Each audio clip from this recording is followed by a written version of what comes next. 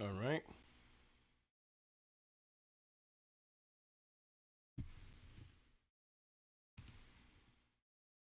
Mic check, mic check.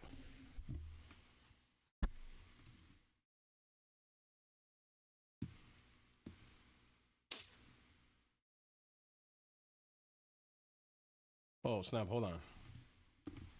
Hold on a minute. Crap. Crap. Give me a second.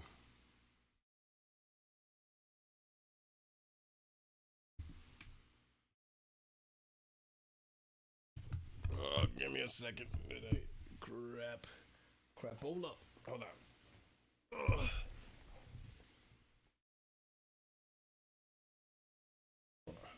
Hopefully, this turns out well.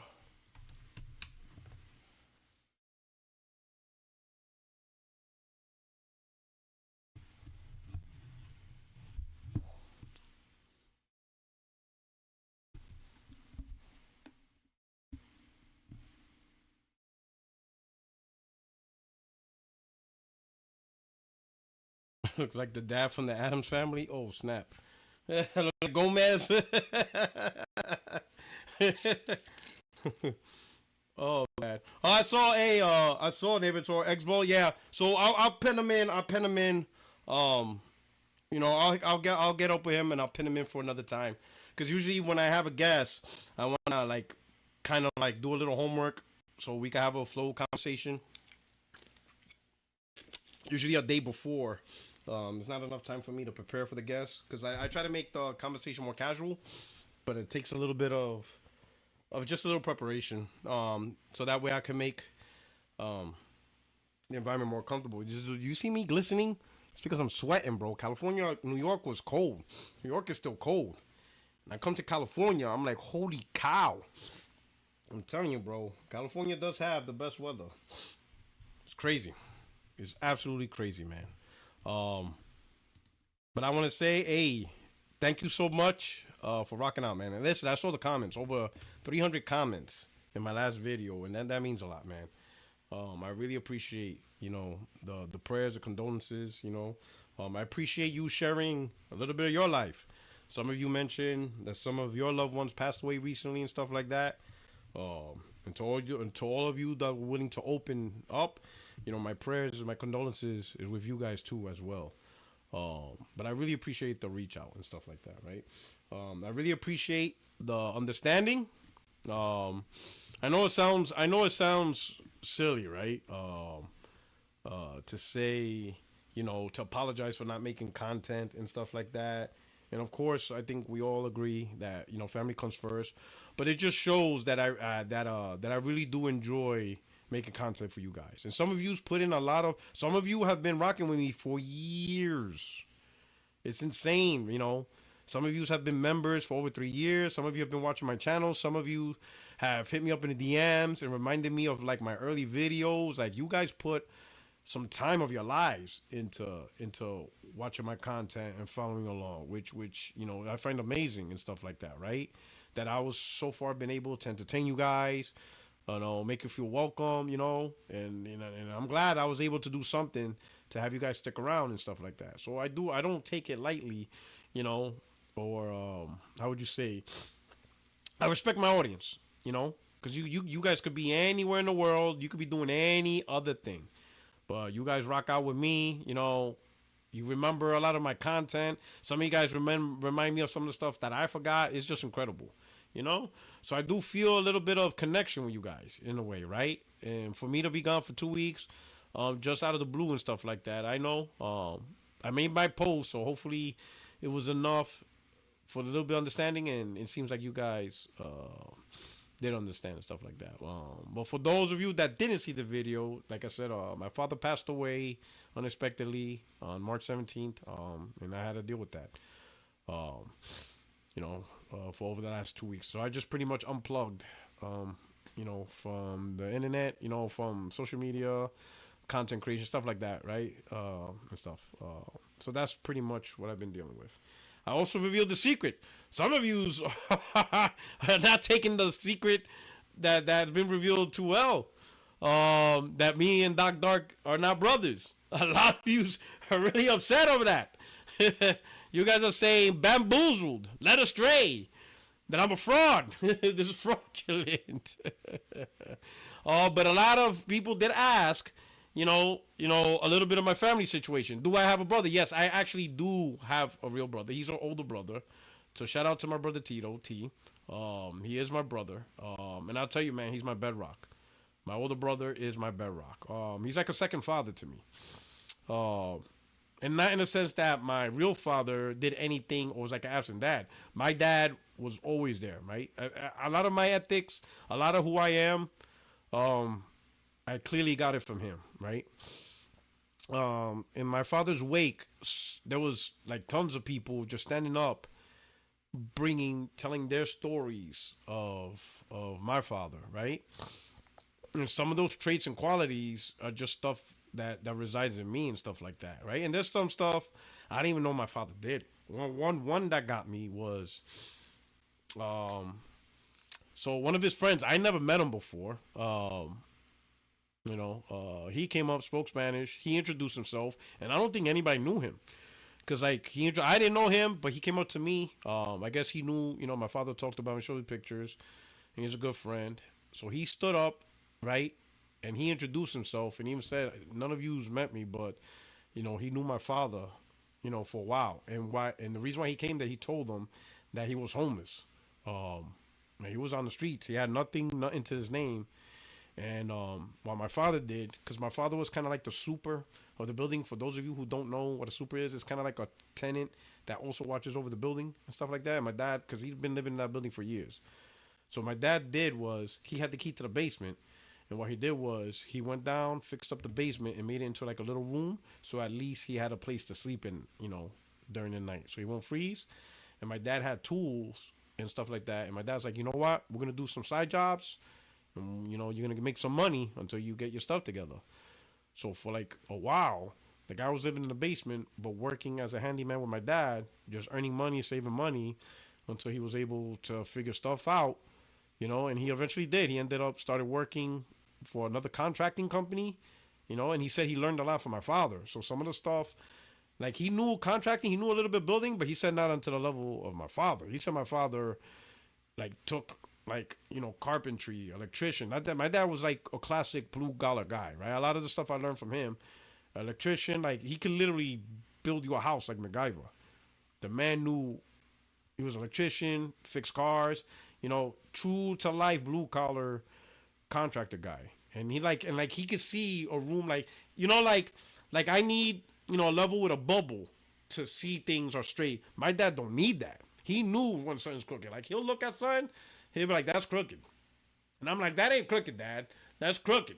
And I'm like, I grabbed the little lever with the bubble, I put it up. I'm like, "Oh shit, that shit's crooked." Like he can see when something's wrong. Like my dad, he was off the hook when he came to carpentry. Off the hook. He could just look at something and can easily tell it wasn't put right together.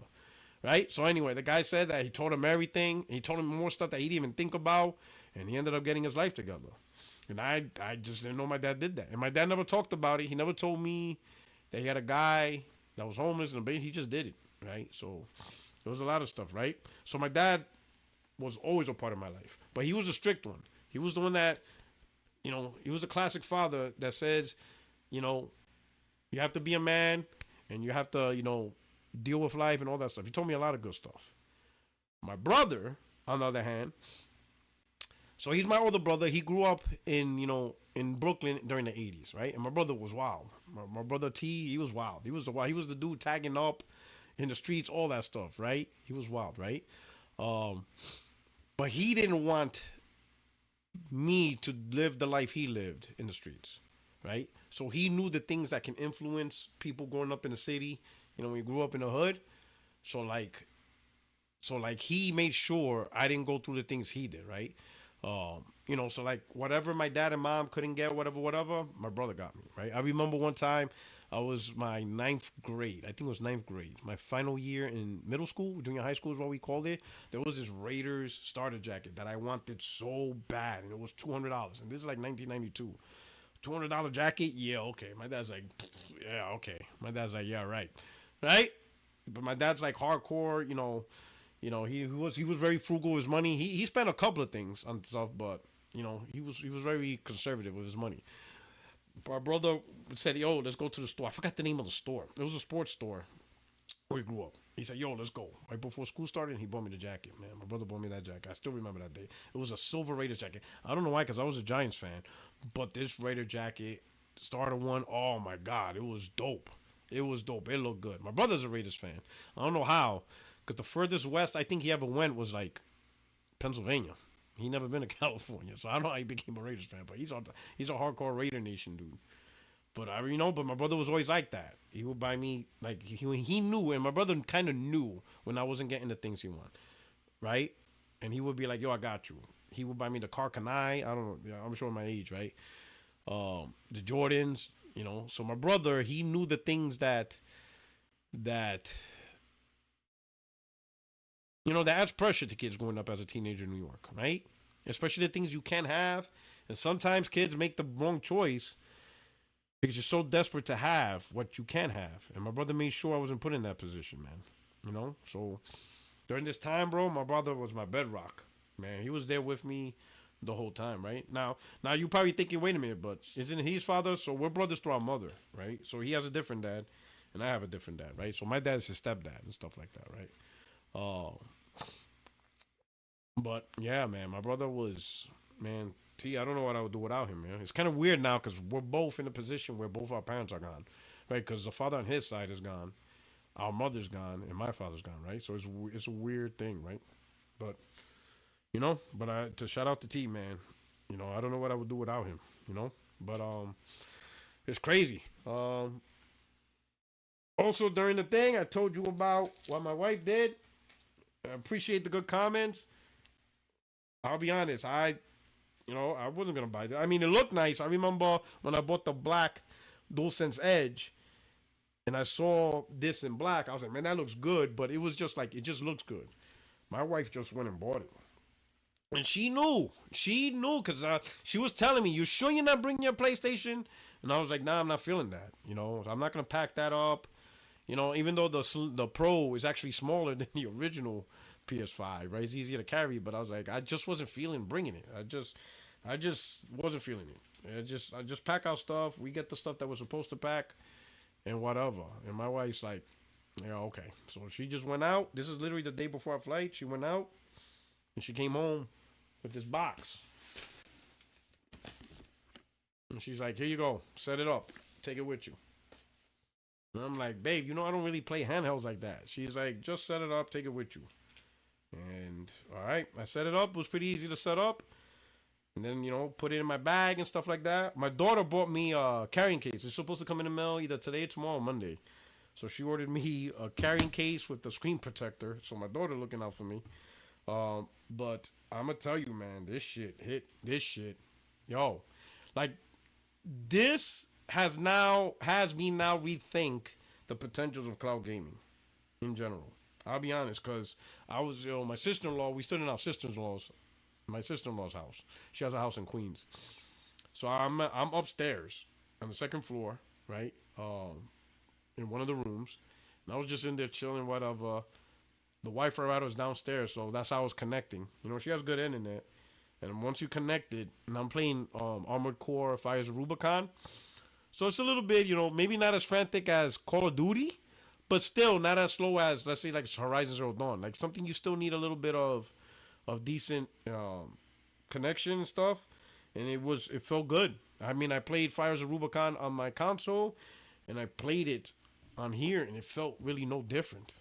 Not that much. Like, it was good. I didn't complain about the connection, the latency. I was like, I was impressed. Now, maybe because it's remote, so I'm directly connecting to the console. I don't know how well connecting to servers to cloud gaming is, but if they get it right, if they get this right, I can honestly see a potential of a console-less future. I could potentially see that if they get it right. If they could get the technology, the graphics, but I don't know how much bandwidth it is. But I'll be honest, man. Remote play on this thing, I was still playing it the other day. I was still playing. I have the console here, and I'm in the living room playing this. And my wife's looking at me like, "Yo, why are you not in the room playing it?" I'm like, I don't know. This feels good, and it just feels good just to be like playing like this instead of like I don't know, man. I can't explain it. I never, I don't know. I can't explain it. Like I'm just here and I'm playing like this, comfortable. Versus, I don't know, looking at a TV, like eyes straight forward I guess. I'm like just chilling, doing like this. I'm like lazy. It's like being lazy but still enjoying gaming. Like this is fucking incredible. It made me rethink um cloud gaming, no cap. I'm like, wow, this is crazy, man. Laying, I was just on the couch, leg up, upstairs in the bedroom, my sister-in-law's house. I mean, I was just playing this a lot. It was beautiful, man. It's just in the interface just felt like just like the PlayStation console. It's man. I didn't think so. If it wasn't for my wife, I would have never bought this. I'll be honest. I don't know about this, and I would have been missing out. Yo, this thing is legit, man. This is a legit device. If you want something that really feels like your PlayStation 5, but you want it on the go, not even on the go, even in your own house. If you just want to like really really relax and be lazy, but still play a game in the most comfortable, relaxed position, man, you can't go wrong. And the screen is huge. It's beautiful. It's LCD, right? And the screen is still beautiful because it's not an OLED screen, and it still looks amazing, right? It really, man, it's crazy, man, and just it's they did a good job.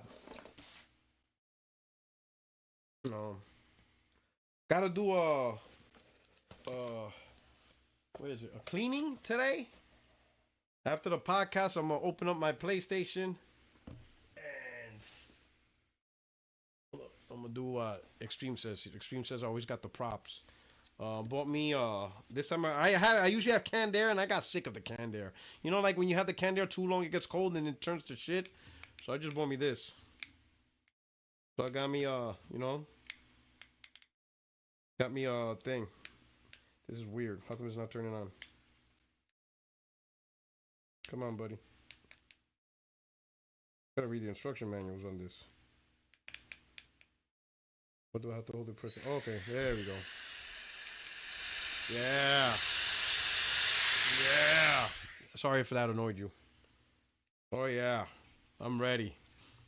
I'm gonna blow the shit out of that PlayStation 5. Pause. Pause. Pause. Alright. Yo, I'm gonna tell you something.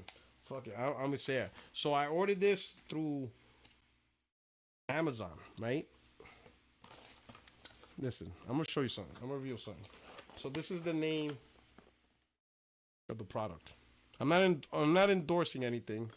Um, it's called Air Duster, whatever, right? Let me show you some slick shit. Listen, I'm gonna tell you something. I'm gonna put you on game. Be careful of 5 stars reviews on Amazon. Listen. This is Puertorock77. There's a reason why I'm your only friend in these YouTube streams. I am going to be honest. Right? This is from, I bought it on Amazon, and it's a professional packaging. The packaging is nice. It's a good quality packaging. It even comes with a little bag. Where's the hell the bag at? It comes with a little bag. It's a premium quality. But you will not believe what also came in the box. You will not believe what came in the box. Listen, be careful with 5 star reviews on Twitter. I mean on Twitter, on Amazon. Because in the same box, I opened it up. I can't show you the other side, but I could show you the front side. It came with this. And the instructions is I'm going to read it to you. Steps to get $20 gift card. 1. Share your experience by leaving a 5 star review on Amazon. Note, please do not show the card in this review. 2. Please email us to get $20 gift card. Send it, and it gives me the email address. Please send your order ID with a screenshot of the submitted review. So if I give this product a 5-star review, they will give me a $20 gift card. I'm not lying, bro. Like, hold on. You think I'm lying, bro? I swear to God, you guys don't believe me. I'm gonna cover this one right here. I'm gonna put it this way, right here. I'm just covering the information steps to get $20 gift card. Here, let me put it here. There we go. Right here, read that. It's right there. I'm not lying, bro. Why would I lie to you?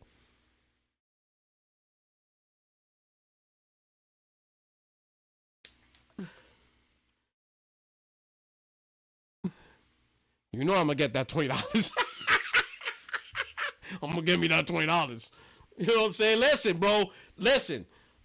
You could question my integrity, but listen, these tariffs, yo, we're about to go into recession. Shit is hard. All right? Any other time, you know, my integrity and my ethics will reign, but now, $20 is $20. You know? It ain't rough. That could go towards the Switch too.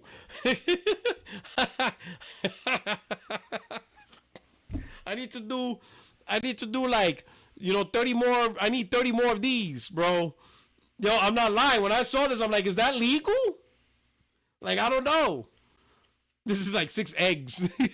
This is like 6 eggs. Yo, it's crazy. I'm gonna get that $20, bro. I'm gonna be honest. I'm gonna get that $20. To be fair though, it did. You know, the packaging is nice. It came. I mean, I'll be honest, and it was like $29. It was on sale. You know, it has multiple attachments. You know, cable. I mean, and you heard the power. It's like 150,000 some RPMs and shit. So. You know, I don't really, so that's why I don't really that much of a heartache over it. But that shit is crazy. That motherfucker said, you want your $20, you will leave a 5-star and you're gonna screenshot it. This shit is wild, bro. So be careful with 5-star reviews. Some of them might be fake. Mine is, so. I mean, I'm sorry, my bad. But, you know, times are rough. You know, need them $20. Yeah, that's is illegal? I guess. I don't know.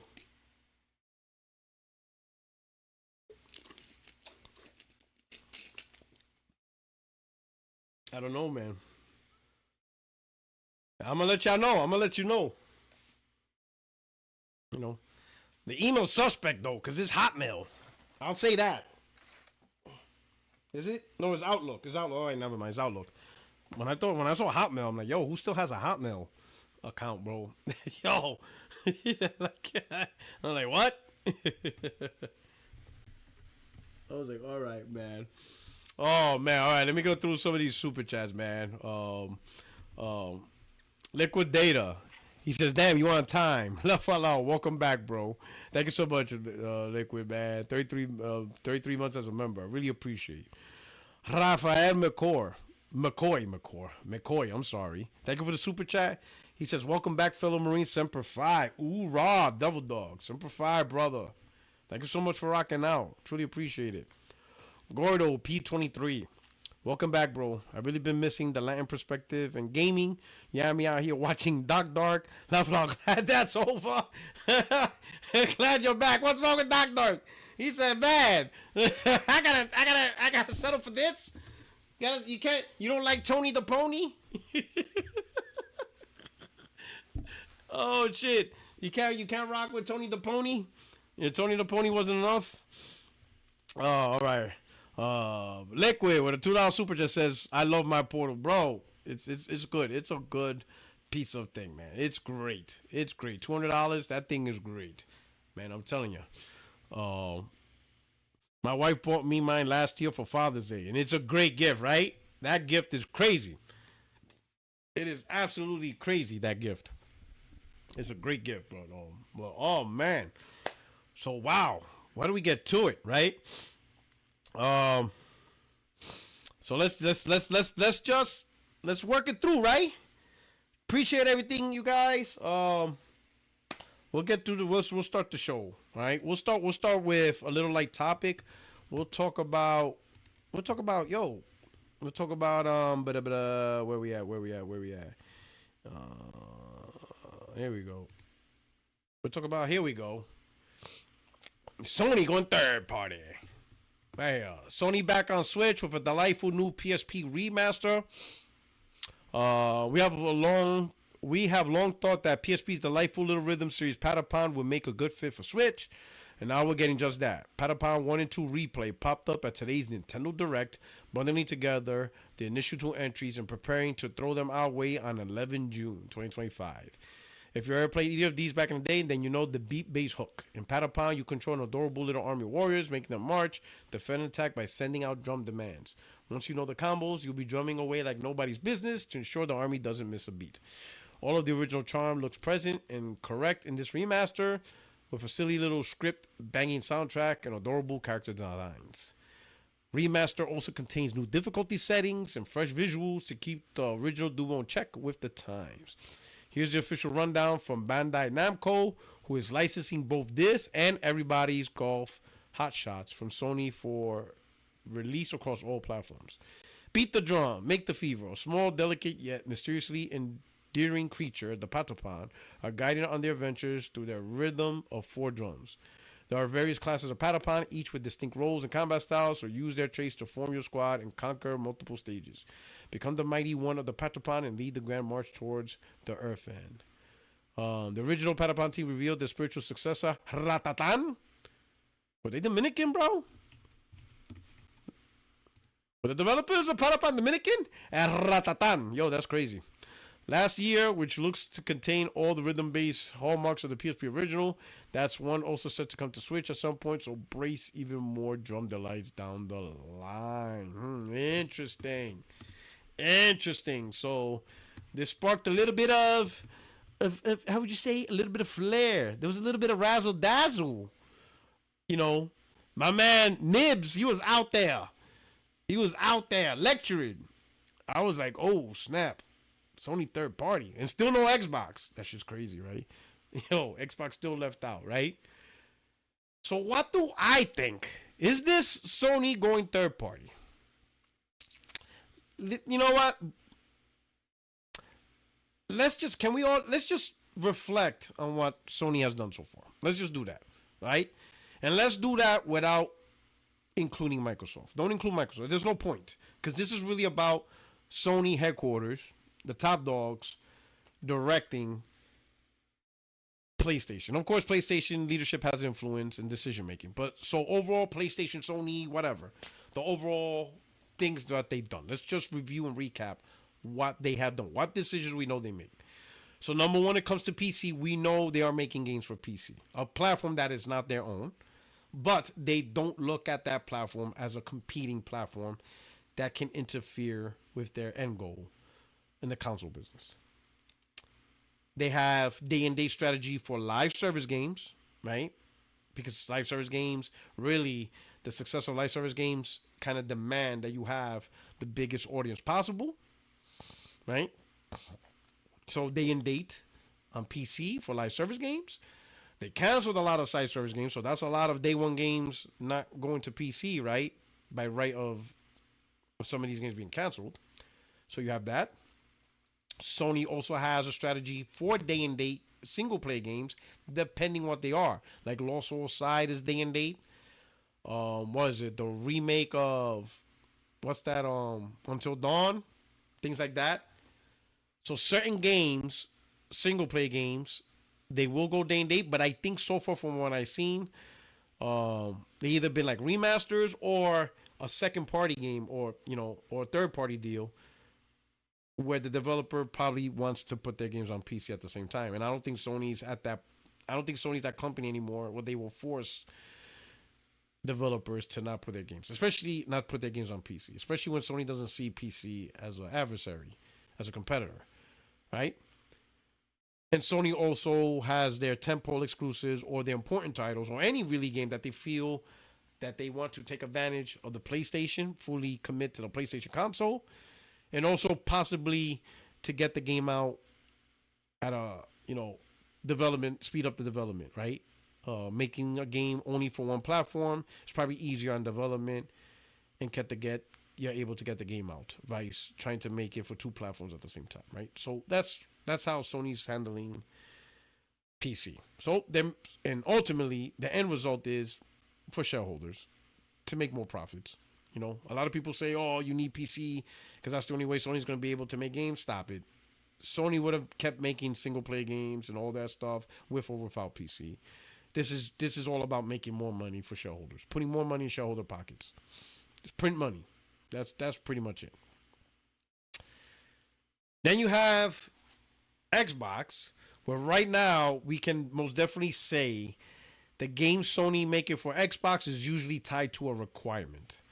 Like MLB The Show, MLB wants their brand to be in more places beyond PlayStation, so Sony agreed. And they're developing a game. So far, it's only on Nintendo and Xbox, not for PC. But I noticed some sports games, they skip PC. I guess too much cheating or too easy to cheat because college football Madden is not on PC. So and also I think the audience, there's not a really, really huge sports audience like that.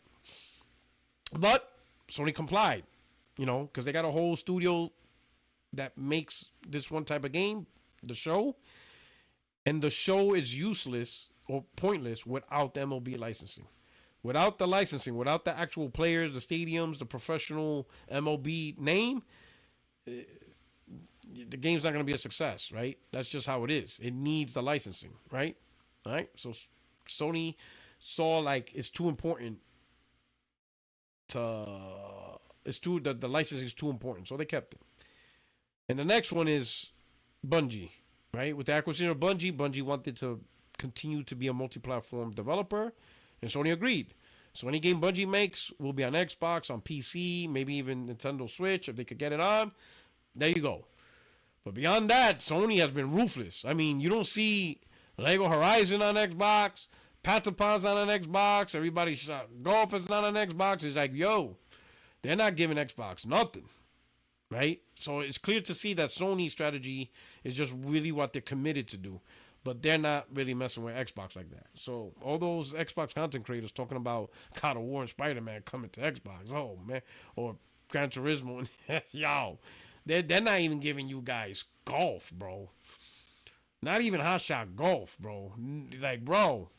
Not even the Ape Escape, like, content in Metal Gear Remake. You can't even get that on Xbox. Bro, Sony's giving you nothing, right? Other than what they have to do, they're like, no. And then with Nintendo,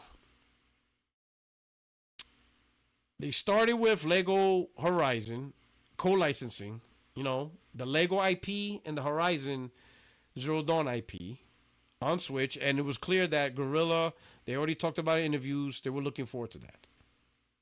And now you got two more PlayStation IPs, but it's licensed to Bandai Namco. Bandai Namco will be publishing the games. Sony is providing the license. Now here's the thing.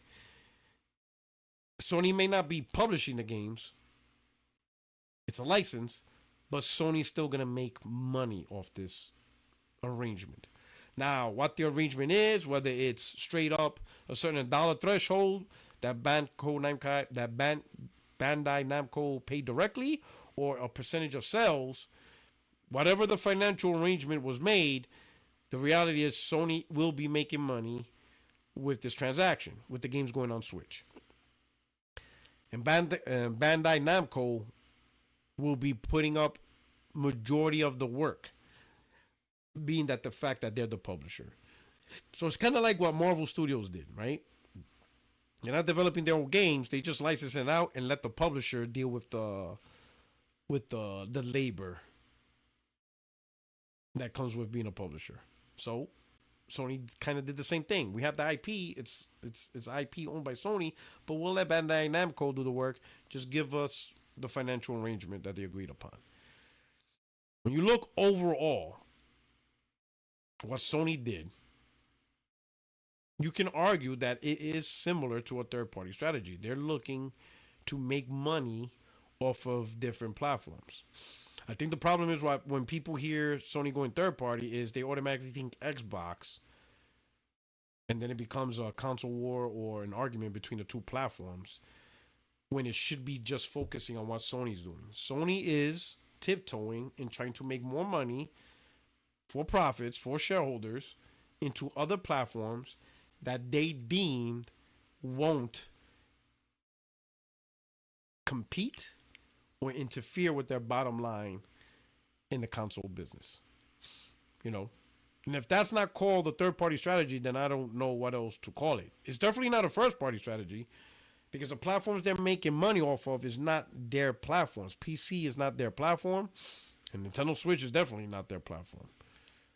But in different ways, in different strategy, they're trying to make money off it in different ways. Obviously, through PC, they're making money through Steam and Epic Game Store, which is another platform holder, right? Epic, I mean, Sony has a little share in Epic, so we'll focus on Steam. Steam being the biggest marketplace on PC, Steam gets a 30% cut of the games Sony sells on that marketplace. And then with whatever arrangement they have with Nintendo, whether it's directly publishing on Nintendo Switch or a licensing and somebody else publishes the game on Switch, Sony, in one way or another, will be making money. Now, how much money, how success, that's a different conversation, right? How well will Patapon and Everybody Loves Golf sell on Switch? How will it be successful in this arrangement? Who knows? But the arrangement's there, and Sony's trying to make money. So Sony, is strategically trying to make money with the Switch. Maybe they see. Let's look at this. The one thing Switch has an advantage over PlayStation is Japan. You know what I'm saying?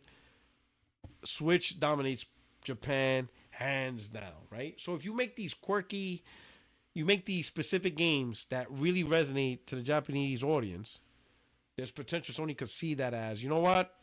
Nintendo doesn't really interfere with PlayStation. At least that's what it seems like they're doing. I don't necessarily agree with it, but that's on them.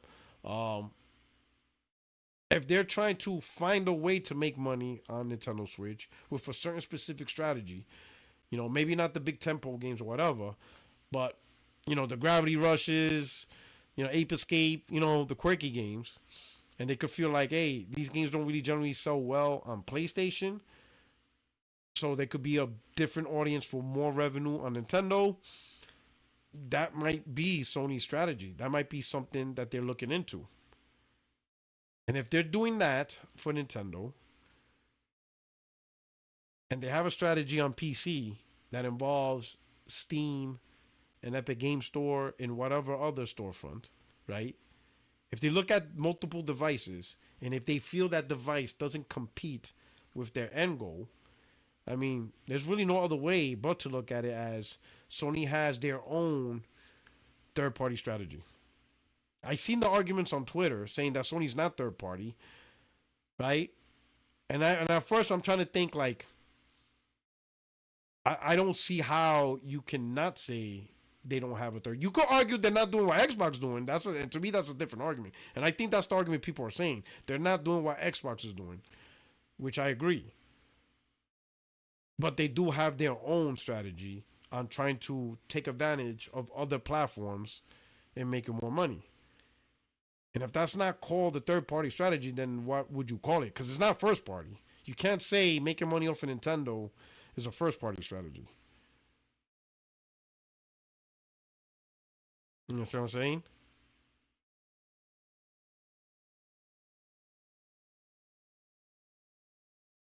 So I was looking, I'm reflecting, and I didn't like jump in and conversate. I was just like, whatever, let me just think this through over. But if you're making money off of Nintendo and you're making money off of PC, then how is that not a form of third party strategy? And again, don't mix it in with Xbox because Xbox is not the gatekeeper to the definition of third party. It doesn't matter. Like, it's irrelevant. Third party has nothing to do with Xbox or not. Or if you're copying Xbox, that's not the definition of third party. It has nothing to do with that. But if Sony has a way to make money off of PC, and now they're trying to find a way in their own way on how to take advantage of Nintendo Switch. Then I don't see how that's not called third party. You know what I mean? I don't know. I just don't know. It's like, so that's, you know, um, that's a totally different. It's a third party strategy, not the same way as Xbox, right? Because Sony clearly ain't trying to show love to Xbox, but they are trying to show, they are trying to take more money beyond their own box. Let's see what we got through here. Let me see what you guys think about so far. The best part about it was that people were joking that it was DualSense cut in half. Oh yeah. What we got? Let's see. Recently got a great deal on a robot vacuum. Finally, oh man, I know what you're talking about. I was thinking, yo, them things is crazy. Let's see what we got here. A lot, yeah, laughing about the $5, the 20. I'm gonna get those $20.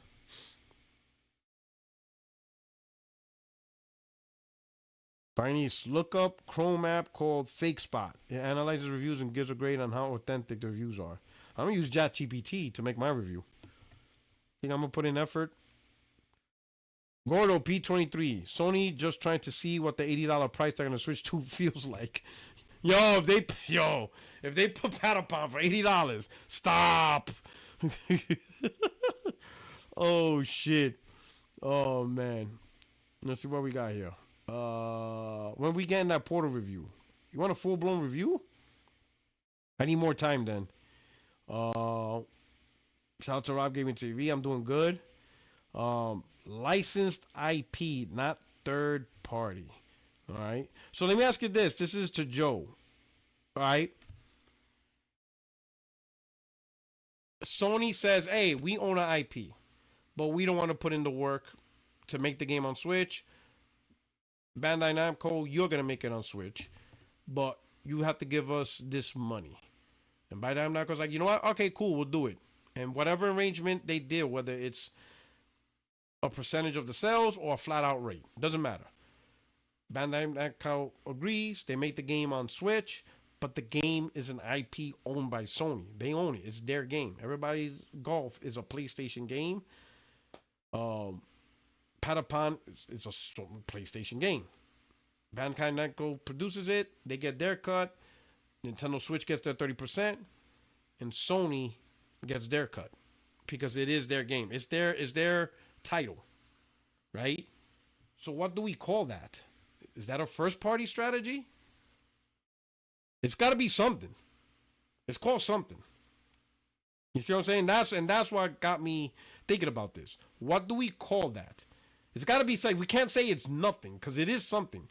It's a PlayStation IP that's owned by PlayStation. It's on the Nintendo Switch, and Sony's making money off of it. So what do we call that then?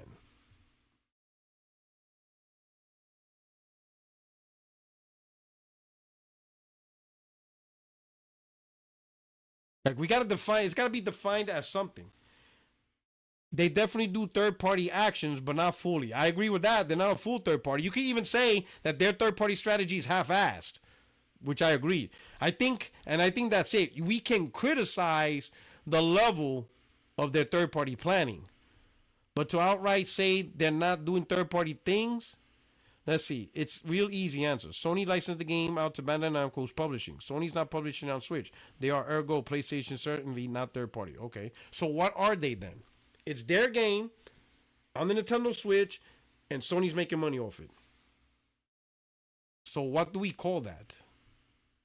That's what I want y'all to think, because nobody was bringing up that point. Everybody, Brian, what I think you're doing is, and what I've seen over the last week is people are trying to argue semantics. Sony's not actually doing the publishing, so they're not third party. Ignore the semantic. Sony has their game on Nintendo Switch and they're making money off the Nintendo Switch. So what do we call that? What is that called? Is that a first party strategy?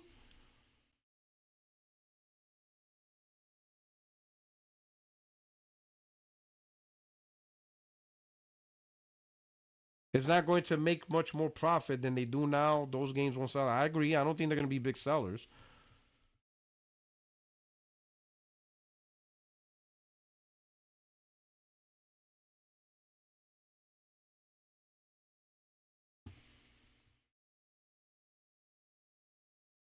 But sure, pretend that Lego Horizon is real PlayStation game. It's fun. See, here's the thing. So I agree what you're saying, right? But it always starts with a crack with PlayStation. It always starts with like we got to see, like, remember with Horizon Zero Dawn when it first launched on PC, it was like 4 years old and everybody's like, it's 4 year old game, whatever. And by the time we knew it, they have a live service game that's day and date. And now certain games are day and date on PC. So it always starts with a crack. So like Lego Horizon. Okay, it's a Lego IP with just Horizon likenesses. Okay, whatever. But now they are putting de facto PlayStation IPs. I mean, Patapon and Everybody House Shot Golf is de facto their game. It belongs to Sony. It is an actual PlayStation IP. It's their game. Now, that doesn't mean we're going to dive into, all right, God of War's next. I'm not saying it'll go that far. But what I am saying, Sony's taking the IPs and they're trying to make money off the Switch. So if they're making, if Sony says, hey, we got some IPs, and I think we could find deals in business relationships where we can make money off the Switch fan base, what do we call that other than a third party strategy? Like what would you call it? Like when everybody shot when the golf and Petapon, regardless what it is, maybe they make $100,000, maybe they made $200,000, $300,000, whatever the dollar amount. That dollar amount's gonna go. There's gonna be a dollar amount that goes to Sony's pocket. That money going into their pocket. How did that? What is that money based off of? What strategy?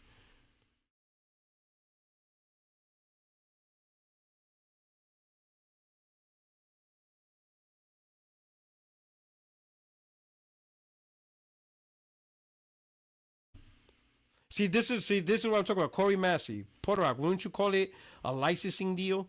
You can't have a third party publishing strategy if you are not the publisher of the game. And that's why I think everybody is trying to fight. Like, I'm not, I'll be honest, I don't look at it as a game of semantics. I just look at it as what is Sony doing? At their core, what is Sony doing? Sony's trying to make money off of Nintendo. Whether they publishing the game directly or they're using a licensing strategy and have somebody else take the responsibility of developing and publishing, either way, what is the end result? And that's how I look at it. What is the end result?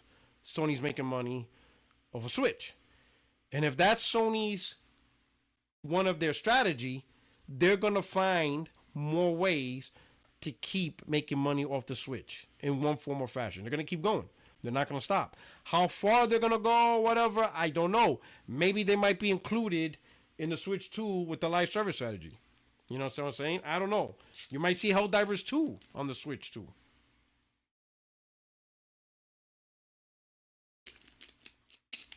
You might see Helldivers 2 on the Switch 2. That could be a very plausible game. Could absolutely be plausible, especially if Sony does not see Nintendo Switch 2 as a competitor. You can see Helldivers 2 on the Switch 2, especially if they feel they can make money off the Switch 2 audience. That's what I want you to guys focus on. Don't focus so much on the semantic of who specifically is a third party publisher. Look at the end result. That's the conversation people were not having over the last week. What is Sony doing? They want to make money off the Switch 2. They're developing a strategy on how to do that. And that's how I see it.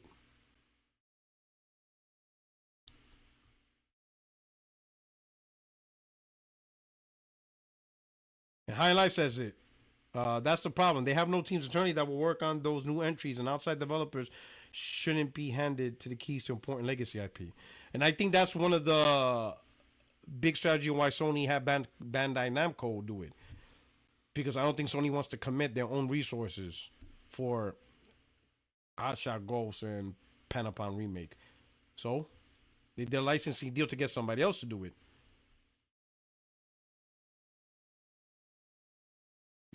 I don't, I don't know how big of a sales you're gonna get out of this, but then again, how big are the ports? Shouldn't be too expensive to port it. You know, I think at this point, Sony's third party strategy is just you can say half-assed, not a fully fledged third party strategy. You know, Sony is looking to make money off of other platforms, so that is third party thinking. But I think they're balancing it into their own goal as PlayStation's the main priority. You know, I would say this for me personally. Sony constantly looking at other gaming platforms and constantly saying, that's not a competitor. I'm like, holy shit. I mean, get it. I'm not in their shoes, right?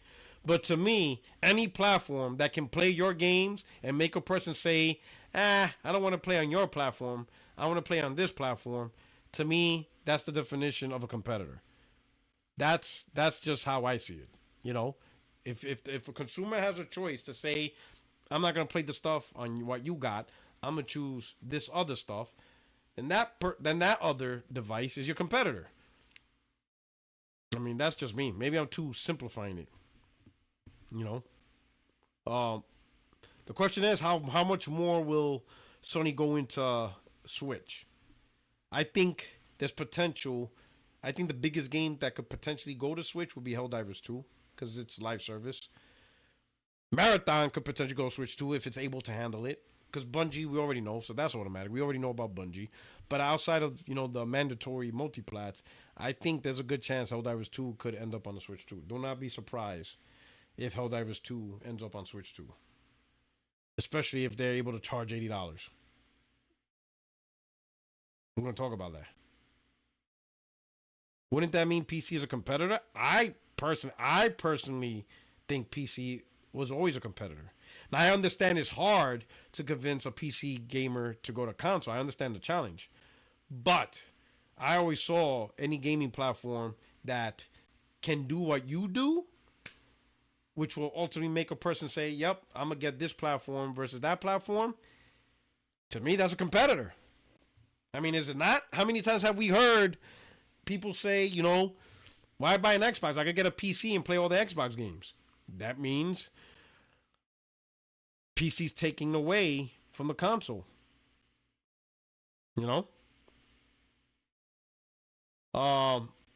Anyway, next topic. Real quick. And this is just me catching up. There we go. Let me go right here. Where you at? Microsoft is targeting 2028 for a hybrid next generation Xbox console. I'm not going to read the whole thing. I think you guys have seen more than enough about this, about Microsoft. This is the point I want to make on that one. I want to address this point.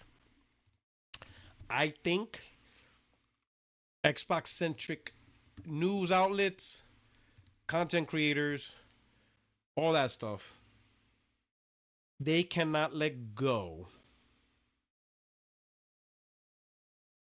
They cannot let go of the thought that Microsoft is no longer competing with PlayStation. They can't let that go. They can't accept that. Anything in terms of Xbox hardware, they're always going to look at it from an angle, from a lens of competition, even though Microsoft has directly told them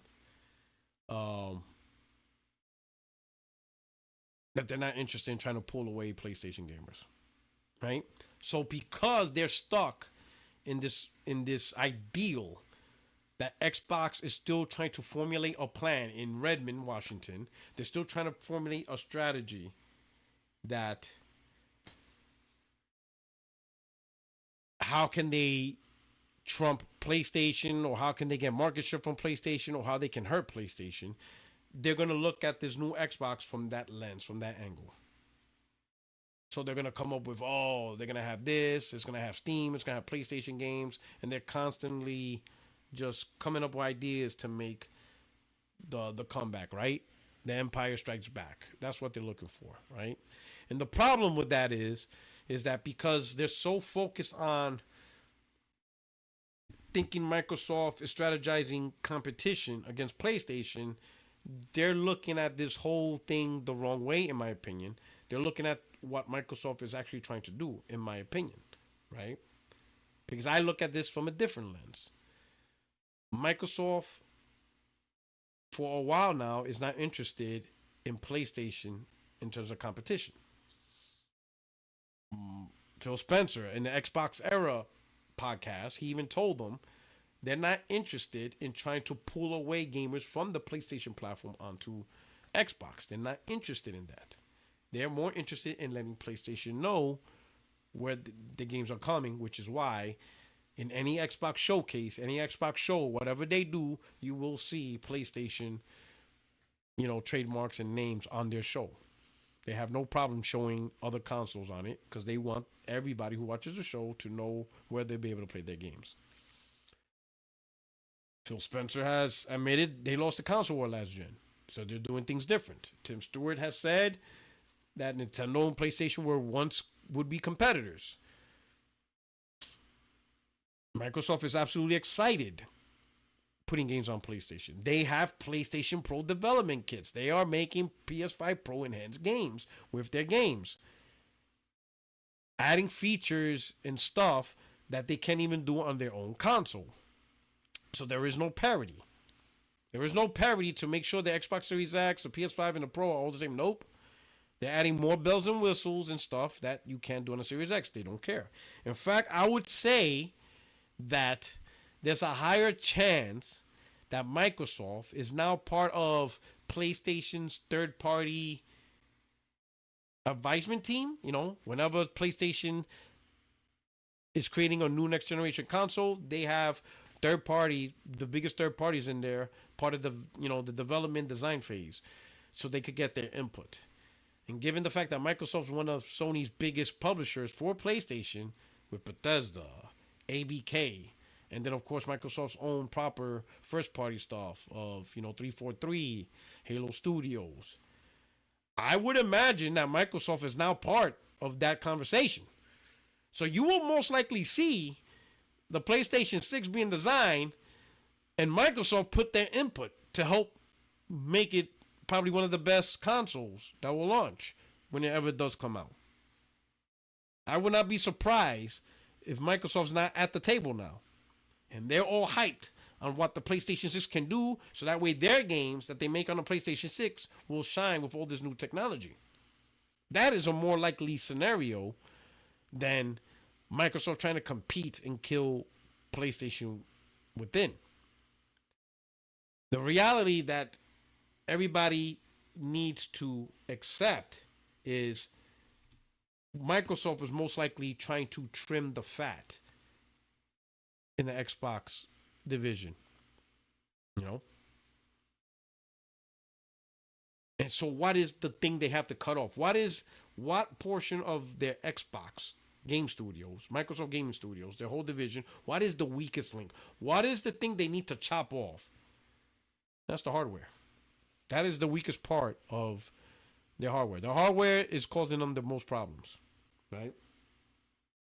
Problem number one, it doesn't sell. And it's going to sell even less with no exclusives. If you couldn't sell Xbox with games that was for Xbox, how are you going to sell an Xbox when those games are on PlayStation? It's going to be a hard sell. Another problem. I think Xbox console is an anchor to Game Pass. Game Pass to me is bigger than the console. The console is hindering Game Pass. Absolutely hindering. It's a hindrance. there is still an association with Game Pass and the Xbox console. But here's the problem. How can you expect Game Pass to reach 100 million, 150 million when the console only sells 30 million, 40 million a gen? If you're lucky. You can't get 100 million Game Pass subscribers if it's anchored by the console that doesn't sell. So you have to find a way to detach Game Pass and the reliance of a dedicated console. You have to detach it because Game Pass is being anchored by the very console. Sure, you can say, oh, there's a lot of gamers out there. Yeah, but that console is not going to grow to numbers to get Game Pass into the 90 million, 100 million, 120 million. Xbox consoles will never sell that high. It's just not going to sell that high. Nowhere near. Right? So the console's not selling. And because the console's not selling, you don't really have a big marketplace. The Xbox store is not a very big store in general. So what do? Well, you focus on the one thing Microsoft has, Windows. In the Windows environment, you already have gaming. Gaming on PCs, gaming on laptops, gaming on handhelds, even on tablets. Gaming is everywhere. Windows OS is absolutely versatile on many devices. So what if, not what if, what I think Microsoft's doing is more focused on that OS. And just like how they developed a tablet UI in the Windows OS, right? Because if you got Dell, you got Surface, you got a lot of Windows-based tablets. That's just Windows installed on it, but in tablet mode. It's the same Windows in my laptop. It's the same Windows in your desktop. It's nothing different. It's just a mode that gets enabled. What I think Microsoft is doing is now designing one specifically for consoles that can cater to various screens. A console-like, UI and interface for your desktop, PC, on a TV screen, on a monitor, designed well for your laptop, and designed well for your handheld, the X-Boy or Asus ROG or any other handheld device that runs on Windows. It's versatile. It works everywhere. And I would imagine they're hoping that the UI will make it comfortable for people who are used to consoles to now try to game on PC and still have that console environment because of the UI and the setup. It just works. The UI is just like a console, right? And these third-party vendors like Acer or Dell, Asus, they'll just build pre-built, modular, small, compact design PCs, consoles, but they're just small design PCs with Windows, but it will have as a default startup the console UI. So gamer buys this little pre-built PC, installs it, boom, Xbox interface. You use your controller, it feels just like an Xbox, UI on a console. But because it's PC, that's where you can download Steam and Epic Game Store comes into play. And to me, that's exactly what Microsoft doing. I don't think there's anything special or specific or like people are saying this console hybrid. You don't need a console hybrid. In fact, the simplest answer is just literally build a console UI within Windows and then just give them Windows. And let third-party hardware designers just build pre-built PCs in a modular form factor. You already seen a couple. What was it? The Nook, I think it's called. Let me see. I think it's called, the Asus. What is it? Acer Nook. Is that what it's called?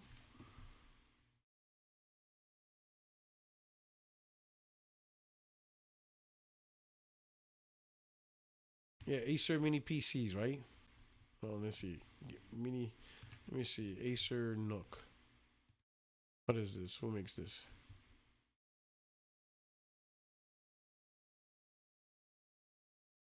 Yeah, let me see. Let me show you this screen. Like here. Like right here. I mean, when you look at it, it's kind of shaped like a console. Not sexy or anything, right? Pick your configurations. 16 gigs of RAM. Windows 11. Right here says was integrated GPU. But you'll probably get some with dedicated GPUs. You know what I'm saying? In a modular design, right? Right here, you will have the Xbox symbol. You know, Microsoft may have some stipulations that in order to be an Xbox branded console, you have to use AMD. You know, it has to have minimum 16 gigs of RAM, probably a minimum spec CPU and minimum spec CPU, you know, GPU, things like that. There might be some requirements, but for the most part, you know, a gamer will buy this, right? Plug it into their TV, it boots up, and boom, you got this UI that's inherent to Windows. And there you go. Got your console. That's it. Right? And because it's a PC, you can install Steam. It's Windows. You can install Steam and Epic Game Store. Right? Now here's the thing the console gamers got to understand. If you're gonna go this route, you're gonna pay some money. That's the key right here. Look at this. This right here is $650, right? Let me go back to showing the screen. This is $650. $659, right? $659, right? For this one. Okay. And has an i7 CPU, but the GPU is integrated. Doesn't have a dedicated graphics processor, right? Let me see this one, $839. So this one's $839. i7, 64 gigs of RAM. Graphics card is still integrated. So you got an integrated graphics card. Let me search for one that has an actual GPU, like an actual. How much one costs? Acer NUC Gaming. Let me see. Let me put one for gaming.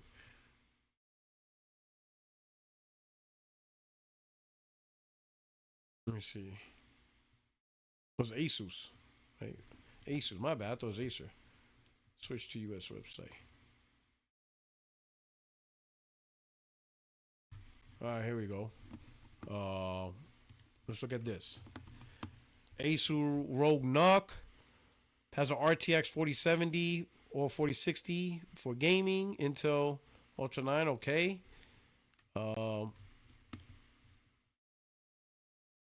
Store price at $1,300. The fuck?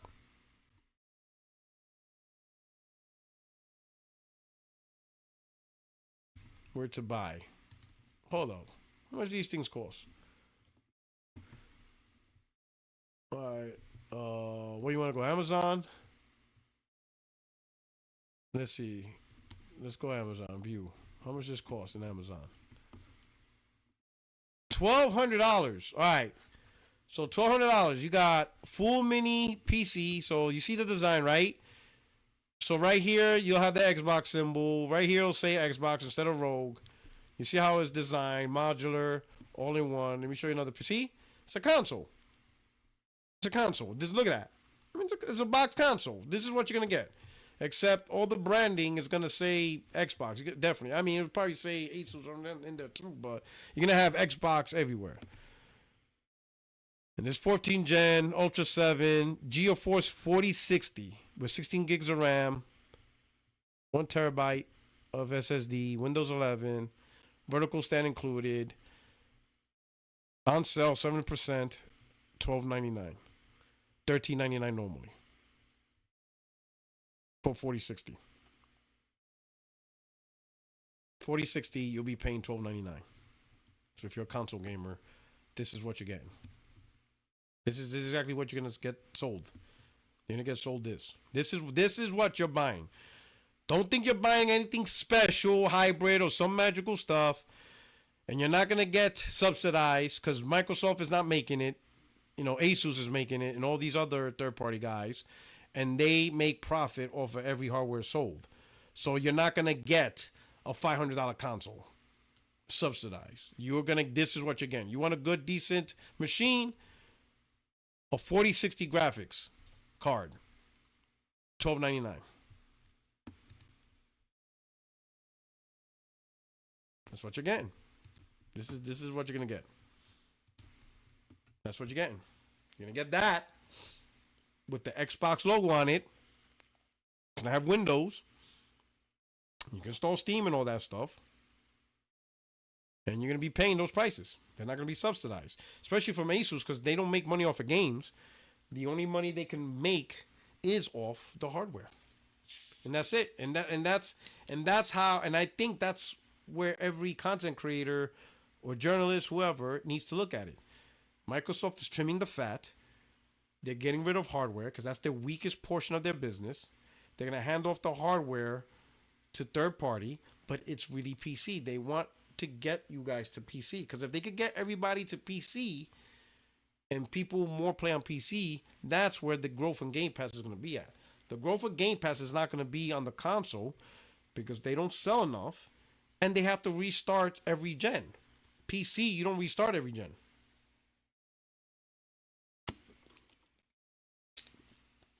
You know? Let's see what you guys think. Sony values a console. What don't you understand? I know there's an argument about, let's see, facts. Stuff out. Steam on PlayStation will never happen if you really think this through. Oh, yeah, Steam on PlayStation. Hell no, that's not happening. Now, that's a good argument. If Microsoft does this, people saying, well, there goes the Xbox Store. I mean, is the Xbox Store really that relevant now? Because when you think about it, the Xbox Store's relevance is only really on one device, the Xbox console, which isn't selling well. Because the Windows Store on PC is absolutely irrelevant. Everybody prefers, or PC gamers prefer Steam. Absolutely. That's the de facto marketplace on PC, not Windows Store.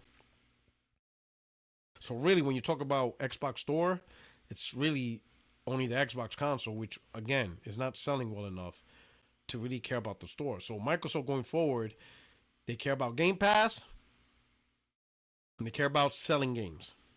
That's what they care about. Selling games everywhere and Game Pass. And I think their console is the hindrance. No. That's how I look at it. I don't look at it from a lens of competition. Other people are, but I think that's, short-sighted. I think people just need to move on. Right now, really, Xbox, PlayStation, just PlayStation guys, us talking shit. I mean, that's the truth. We're just talking shit. We ended up making the correct choice. Everybody had aspirations in 2020 of how this gen's going to turn out. And PlayStation won the gen and ended up being the best console of the gen again. It has its flaws, has its mistakes, has its bumps in the road, but overall, it's a great console. Now, all right.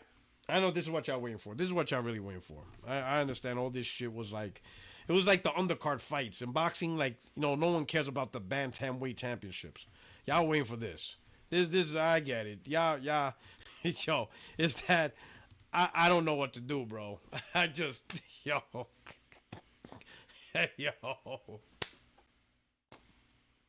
I can't with this company, bro. I can't, man. I can't, bro.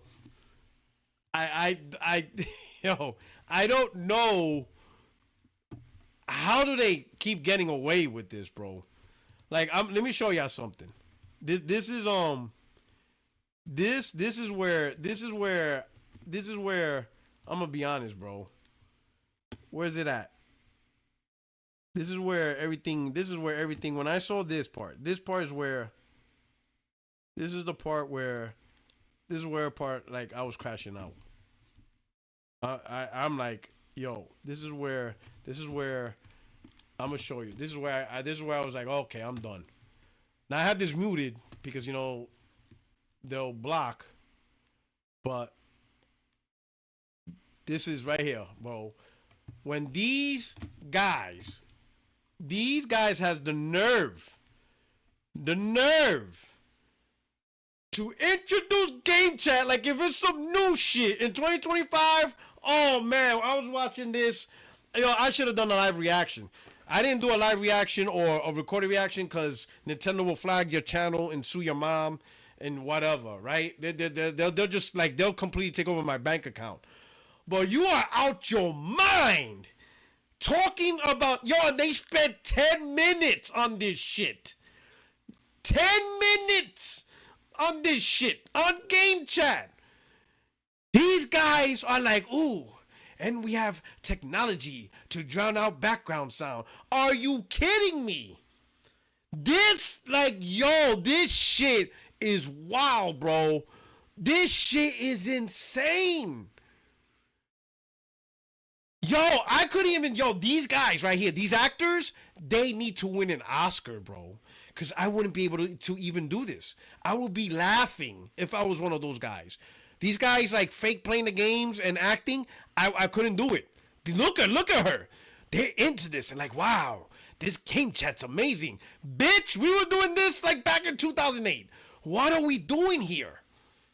Yo, this shit, and look, and they keep going. This shit has like another 10 minutes of conversation over this shit. Yo, this shit took me out. And then when they said, oh, not only that, but you don't even have to be in the same game. Everybody could play a different game and still chat. Yo, I busted out laughing, bro. Yo, I needed that laugh, bro. I needed that laugh. They are acting like that shit is new. Now, you don't have to play the same games. You can play a different game. What are we talking about here? Bro, I can't, bro. They can't keep getting away with this. They can't. Oh my God, we need the Justice Department on this case. Yo, I was like, there's just no way they are talking about this as if like this isn't the status quo. And still no trophy or mushroom support. Call it mushrooms or something.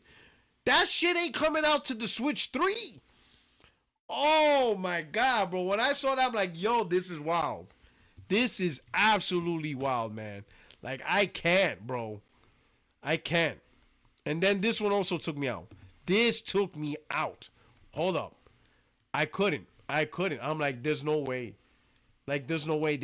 There's no way you're going to let Nintendo get away with this. Where's it at? Hold on.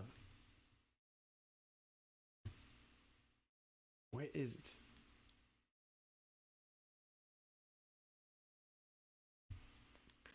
Like, there's no way, man. Where is it? I gotta find it. There's no way. Hold on. Where are you? Where are you? Hold on. Let me look at this. Oh my God. I'm like, there's no way. You're gonna really let Nintendo get away with this. They're gonna let Nintendo get away with this. Where is it? No, it's not there. Where is it? All right. What I'm looking for is the what's it called? Nintendo Land, whatever. The demo. What's that called?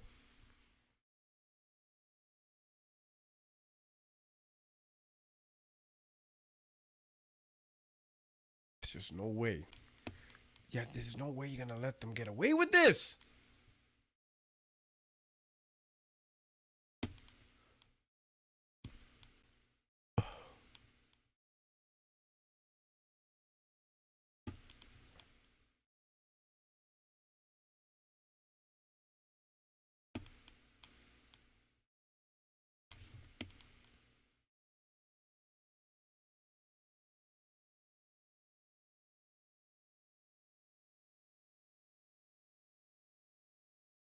What's that thing called?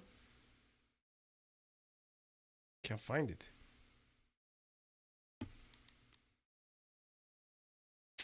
Where is it? Man, I should have timestamped it. Damn it.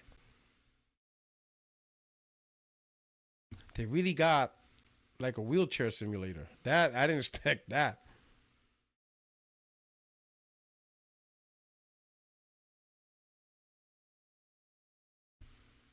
Oh, here it is. This shit. There's no way. There's no way. There's just no way.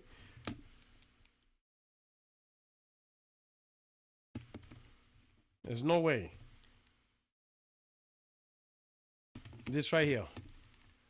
This is like supposed to be the demo of how to use the controller and stuff like that. Like all the features, you know, you get to use the stuff. Kind of like Astro's Playroom, right? It's teaching you all the controller features. You know, it's pretty much instruction guide. Right? The instruction guide, all that stuff, right? How to attach the controller. It's giving you all that instruction stuff, right? Okay. But this is where I'm like, there's just no way. Right? Even give you like warning, right? Teach you how to use the joy thing, right? Yeah, this is what's called Welcome Tour. Little Jamboree, the maracas, all that stuff, right?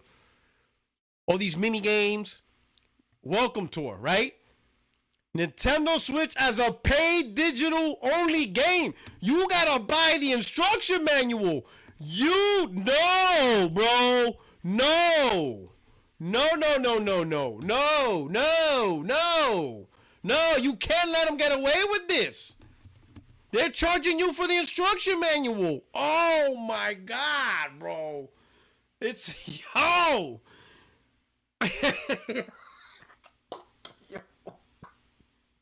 Oh my God.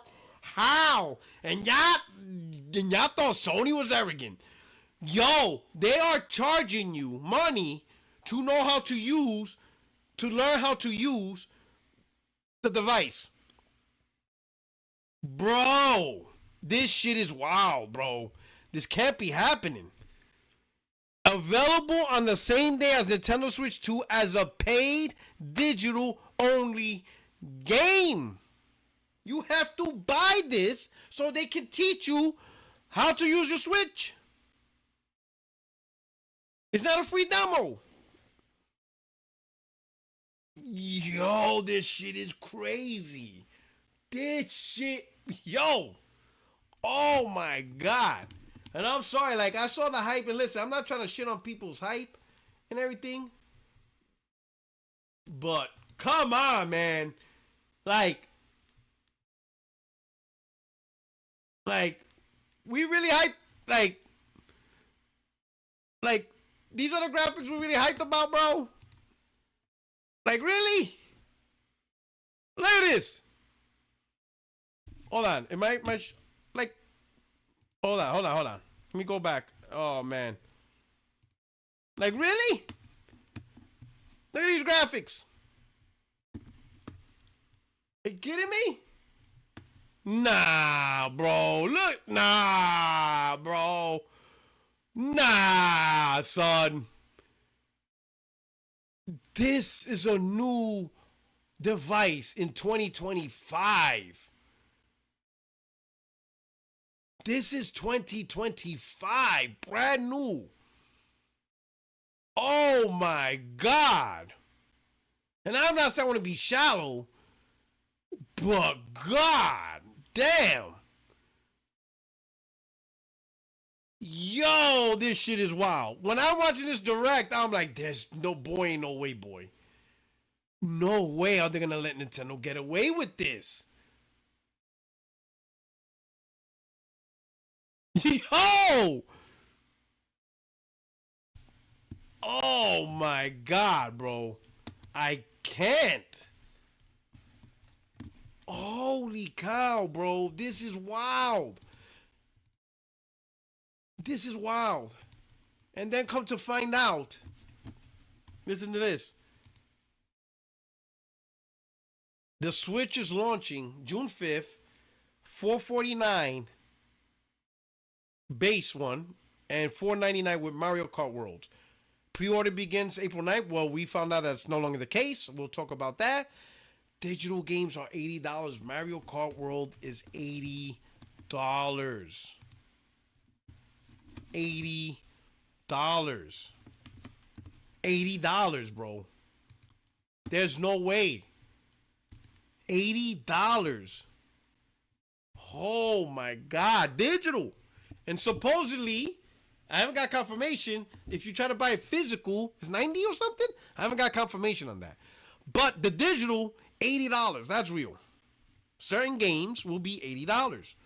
Now, of course, it's not all games, right? But I would imagine if Mario Kart is $80, then you can bet your ass the main Super Mario, $80. The main Zelda, $80. I would imagine Pokemon, yeah, that's $80. Like all the big first-party titles, the big ones, that's $80 though. That shit is wild. This shit is crazy. And then you got this. There it is. Yeah, again, look at the Hold on. I gotta make sure it's on mute because Nintendo probably already demonetized my channel on just that 2-second clip. But look at this. Yo, I mean, the loading's probably faster. Give them that. But look at this. Let me tell you, this is my initial impression of the Switch 2.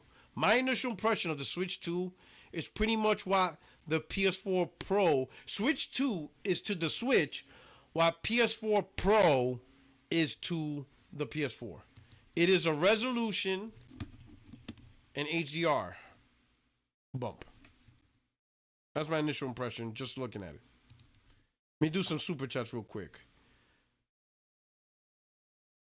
Liquid Data, late super chat. Microsoft not just trying to beat the store, and the mall. Good point. I think they're trying to be like the distributor. They just want to sell games. Nintendo gonna charge for each button press. Shout out to Cleanser. And Juby Cortex with the super chat. Who was game sharing their streams in 2008? Who was video chatting while playing games on consoles in 2008? You're so disingenuous, bro. Who was game sharing their streams in 2008? Who was video chatting while playing games and consoles in 2008?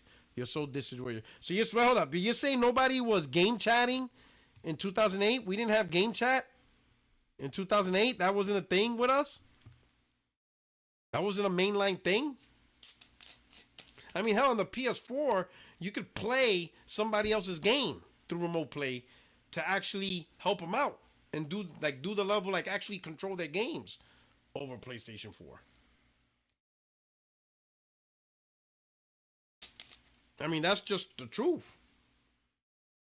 Right? In fact, Xbox was the first one to do party chat. And here's the crazy part. To chat, you gotta pay for the sub.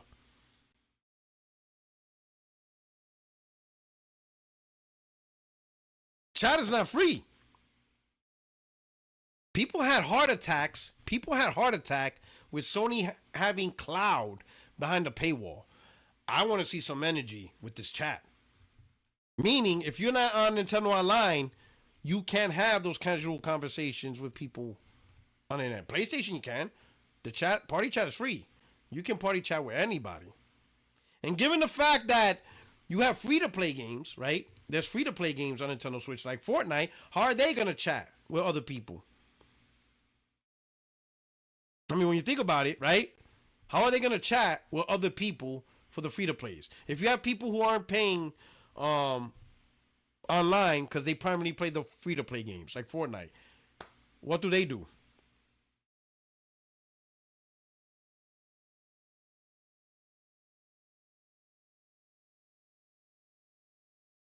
What do they do? How do they chat? How do they communicate?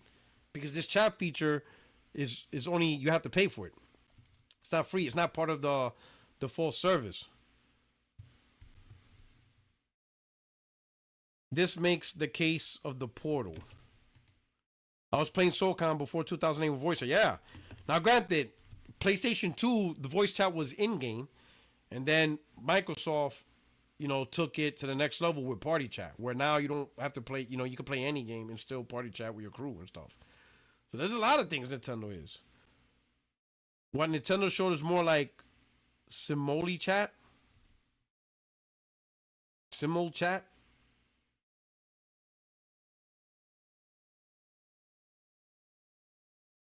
Nope. But the chat's not free. That means like if you have Nintendo guys who aren't online but they play Fortnite, they're gonna be using Discord off the phone anyway. Yo, it's crazy, right? My first impression, again, like I said, is this to me is what PS4 Pro would be. You got a Switch, you got the new Switch, that's up-res resolution and HDR. But I haven't seen a dramatic, at least so far, I'm looking at videos, I haven't seen a dramatic look in graphical fidelities. And there is no ray tracing. You notice that? Correct me if I'm wrong, I haven't found any game talking about ray tracing.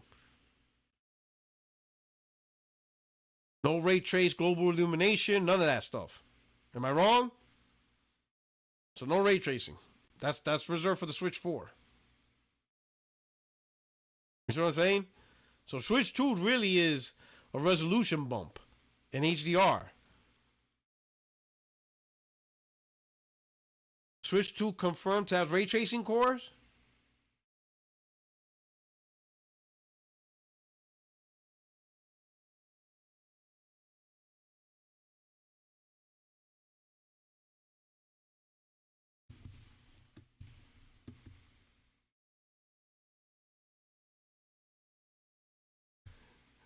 Nintendo said that some premium games will be $80 and standard price for their games will be $70. So what is the premium games? Like the premium games is their top first party.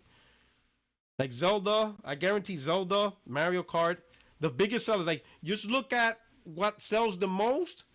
The biggest sellers, you know, the 20, 30, $40 million games, those games will be $80. And the question is why? Why are those games $80? Because they don't have the development budget anywhere near of a PlayStation, Xbox game, of an EA game, of a definitely a Rockstar game.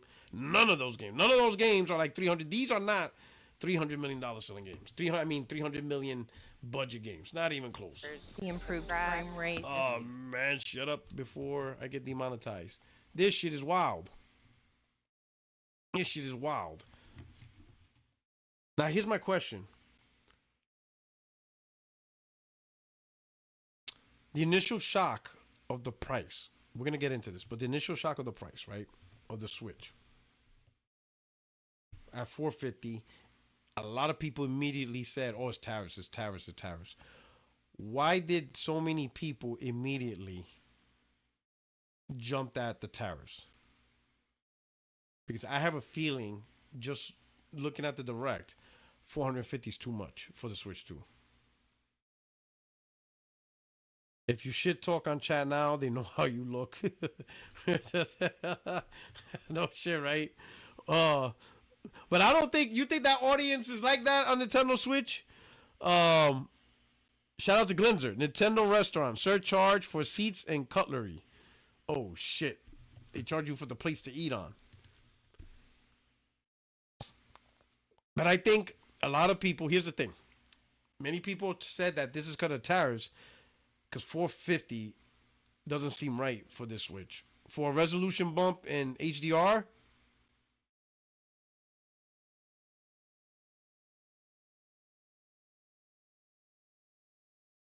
$450 for a resolution bump? I don't know. Right? I don't know. But here's the kicker. This is where it gets ugly. You ready to get ugly? This is going to get ugly. Pre-orders for Nintendo Switch 2 in the US will not start on April 9th, 2025, in order to assess the potential impacts of tariffs and evolving market conditions. Nintendo will update timing at a later release date. The launch date of June 5th, 2025 is unchanged. GameStop will continue to work closely with Nintendo and provide updates as soon as more information becomes available. Stay tuned for further details. Brah. I think Vietnam got hit with a 47% tariff hike. 47% tariff hike.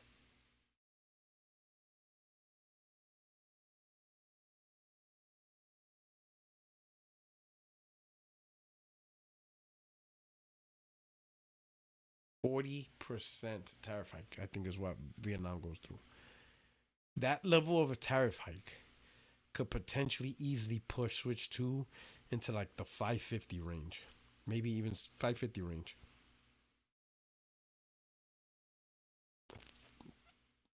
Around that range. Imagine that.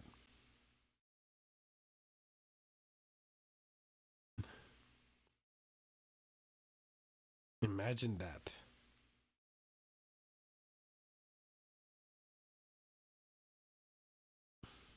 Oh yeah. Getchy put, you think this will affect on other consoles? This affects everything. All electronics. TVs, GPUs, CPUs. Like a lot of electronics stuffs are made in China, Vietnam, Taiwan, and every country in the world got hit with high tariff hikes. It was a carte blanche sweep. I'm not gonna get into the politics of it. We're sticking to the gaming, but every electronic device, iPhones, tablets, anything, any device made in these countries, all new products are going up. PlayStation. Right now, there's word that PlayStation, Sony, in preparation of potential tariff hikes, they flooded. Maybe flooded is a strong word, but they kind of like bumped up the supply chain to get more stock into the U.S. quicker at a higher rate. But that just delays the inevitable. That just delays the inevitable. Eventually, the stock is going to run out. People are going to buy them, and you have to, you know, replenish with new stock. And when you replenish, it's going to be with the tariff hikes. So even PlayStation 5 consoles, you know, apparently PlayStation, Sony stockpiled, but they're going to run out. It's going to get, you know, unless they stockpiled for like 4 years worth of consoles. So that way the next president could, you know, could cancel all this, but I doubt that. So it's going to run out. So eventually even PlayStation 5, you know. Now I would say the PlayStation 5 Slim, they could probably lower the price, not for the consumer, but for like the manufacturers, for the retailers, to where they can still sell it at $400, $450. So they lower the price only so that way when the tariffs are included, it still ends up being $400, $450. So it's not really a price drop for us. It's just a prevention of selling PS5s at $550. The Pro, yeah, that's assed out. That's screwed. That thing. Listen, if you're thinking about getting the Pro and you're waiting for GTA, go buy that shit tomorrow. If you know you're gonna get the Pro, but you're gonna wait until a specific game, don't wait. You're gonna be paying the Pro screwed because there's no way they're gonna drop the price on the Pro like that. That Pro's gonna go up. That mother sucker is gonna be like $850 base price. Just get the Pro. If you know you're going to get it, but you are waiting, you're gonna be paying for it. You're gonna be paying for it, bro. Yo, you're gonna be paying for it. If you have no interest in the Pro, then you're fine. Get the base PS5, whatever. I would still get the base PS5 now. I will go for it now. But whatever you plan to buy in general, if you plan to buy a new iPhone, buy it now. If you're planning to buy a new tablet, buy that sucker now. If you want a new TV, go get your TV now if you can. Don't wait. Whatever you thought, I'll wait maybe to the end of the year for Black Friday. No, don't. Don't. Whatever you have in mind to buy, but you decided to wait later, don't do it. Don't wait later. Get your electronic device now, whether it's a TV, a tablet, the latest phone, Xbox, PlayStation, GPU. Bro.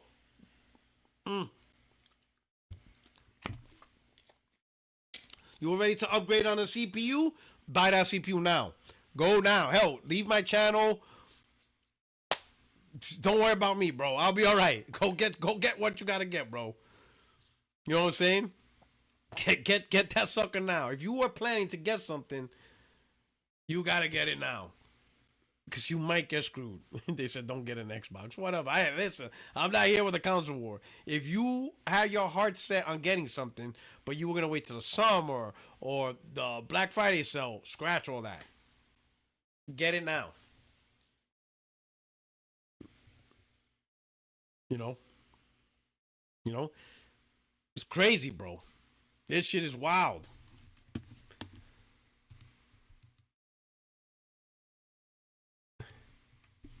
And then you got this right here. Cyberpunk. And this is from the developers. They're projecting they could get Cyberpunk 2077 in performance mode when docked at 40 FPS.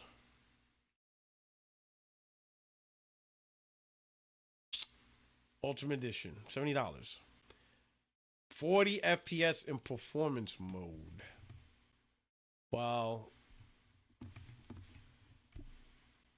PlayStation 60 FPS on just a PS5.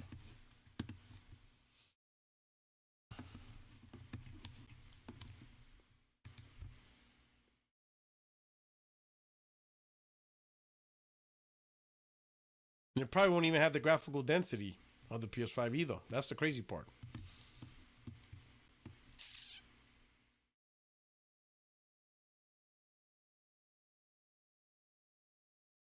Now, Nintendo Prime tried to he tried to use the 40 FPS argument against me, right? In a quote tweet, right? So he quote tweeted me and he put courtesy to Dr. Trey, why Ratchet and Clank Rift Apart 40 FPS support is a potential game changer. But I don't think Nintendo Prime, I had to remind Nintendo Prime that the 40 FPS mode in Rift Apart push full fidelity mode. That means ray tracing, all the bells and whistles. Performance mode for Rift Apart is 60 FPS. The 40 FPS mode is to still maintain full fidelity with ray tracing. You know, so the 40 FPS mode was just there to improve on the full fidelity mode using the 120 hertz. So it's not, you know, you're comparing oranges to apples. 40 FPS on Nintendo is to get performance. 40 FPS on PlayStation is to get better fidelity frame rates in full fidelity mode with ray tracing and everything. They're not doing that on Cyberpunk. Cyberpunk 40 FPS on Switch is for performance mode. Performance mode on PS5 is 60 FPS. Performance mode on Rift Apart is 60 FPS. So it's not really the same. So I don't know why he will quote. Because I could understand if 40 FPS on the Switch was to maintain the full fidelity of the 30 FPS mode. And I'm interested to see what does that even mean. Oh man, these head-to-heads. Oh man, these digital foundries on the Switch 2. My God. Now listen. The disrespect. The disrespect. How is FSS 7 Remake not announced for Xbox when it's announced for a platform that's not even out yet? My God. My God, my God. The Switch 2, it's not out. How does it get FSS Remake? How does something that we don't even have a pre-order date anymore. But we know FSSM Remake is on the Switch. How is it not announced for Xbox? The Xbox is already out. It's already out. It exists. It's been out for 5 years. Wow. Wow, bro. The disrespect. Square Enix ported. That's wild, bro. Bruh. The Switch 2's not out, and it got FSSM Remake. It's not out. Xbox is out. You at least got 20 million people. You at least got that, like 20, 25 million people. How is it not announced for Xbox? How? Oh my God, when I saw that.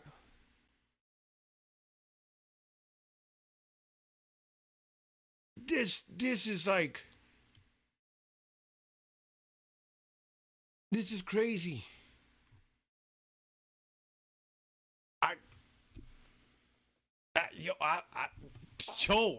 Listen. That's disrespectful. Yo, you have Xbox guys. Literally every time there's a show, oh, we're gonna get the announcement. Like the rumors, it's gonna come out. Today's the day. Nothing. The Switch 2 reveal. They announce Final Fantasy VII remake for a device that's not even out yet. Oh my god, that is crazy. Swallow pony juice. Oh lord, this dude's back. My god, my god. If this is a huge success, that's proof that you can rob all Nintendo gamers in bright daylight without even fake them by pointing a labo gun on them. Man, bro, these guys. You know what's? Listen, I will say this: the value of any product is going to be determined by the market. If people feel Nintendo games are worth $80, they're gonna buy it. The ones that feel that's not worth $80, not gonna buy it. It's just gonna see how big of a shift of the demand for Nintendo is, right? Is Nintendo gonna be able to maintain the same demand with a $400 Switch 2 and games being $70, $80? We'll see. We'll see if Nintendo first party is that big of a deal for 140 million people. You know, remember when the Wii U came out, it sold 4 million like the first 2 months. It was hot off the presses because you have the hardcore, you have the enthusiasts, the tech guys. It was a big deal. And after the 4 million, like it just fell flat. Sales fell flat, and Nintendo was never able to recover because the average gamer just wasn't interested in the Wii U. So for the first few months, Switch 2 is going to fly off because the hardcore's going to buy. I mean, you already see it on Twitter. All the hardcore's excited. You know? They don't care that it's 450. They don't care it's only a resolution bump in all HDR. They don't care if the games are $80. All the things PlayStation gets flack for is irrelevant. So that's why I'm like, you know, at this point, any criticism towards any gaming product is pointless. Because if those same mistakes are made on another gaming product, people will just let it go. Really, really, the criticism is really geared towards a specific product. You know, that's really what it is. And if it's a product they don't like, they'll criticize it. But if it's a product they do like, they'll just let it go. I mean, that's just what it is. So it doesn't really matter. But the market's going to determine if Switch 2 is worth it. And Nintendo has been known to go up and down. You remember the Wii. The Wii launched 100 million. Everybody was buying it. Blah, blah, blah. It was a big deal. Wii U launched. And then Switch 2 shoots up, even more popular than ever. The Switch launch. 140 million plus. Hugely popular. Switch 2 could screw it all up. A lot of people could be like, Nintendo consoles or platforms or whatever ain't worth $450, and the games ain't worth $80 or $70 or even $70. It depends. I don't know. The market will make the demand. The market's gonna decide what's up with that. It is what it is. You know, I will say this though, and I'll tell this to everybody who don't know. Nintendo one time released the 3DS, and it was like $250. $250 when it launched, the 3DS. And this is coming off the back of the DS, which was extremely popular. It actually was like at the time their most popular device of all time. So they used that energy to release the 3DS, and they sold it for $250 and didn't do too well. So after 6 months, they dropped the price to $170. It was an $80 price drop. Like that. And then obviously people started buying the 3DS. But at $250, it wasn't selling what they needed to do. So Nintendo dramatically dropped the price within 6 months, and the early adopters pretty much got screwed. You know? So the Switch 2, we'll see what it goes. And what's even crazier about this is it might even get more expensive than $450. because of the tariffs. So wow, man, this is 2025 is crazy for gaming, man. I don't know, like, bro. In my opinion, this will definitely delay the launch of consoles. I think I will say that because President Trump will remain president until what you call it, 2028, right? Oh, 2029 really. Um, January. His presidency ends January 2029. The election for the US is in 2028. And I would not be surprised if PlayStation, even Microsoft, whatever idea, I would not be surprised, definitely PlayStation, if they delay the launch. Like if they thought they were going to launch a console in 2028, they'll probably wait till 2029 and 30 for the new administration, right? Because chances are the new administration, it might go back to the Democrats. They will, if these tariffs are still in play and it's still a mess, the new president could shut everything down and bring it all back to normal levels, which will then get products lower again. So we'll see. Who knows? This will be interesting how this impacts the gaming industry. Will this slow down technology? Will people delay launches on stuff? It's weird. I don't know. It's crazy.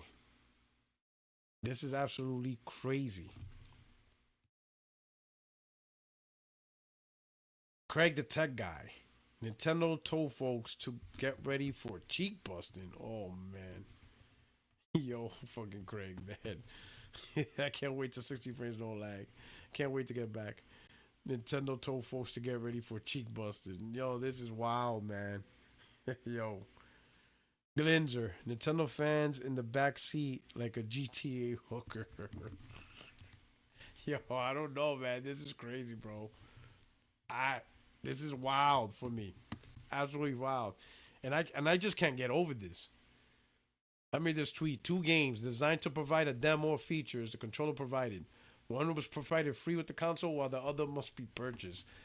This is wild.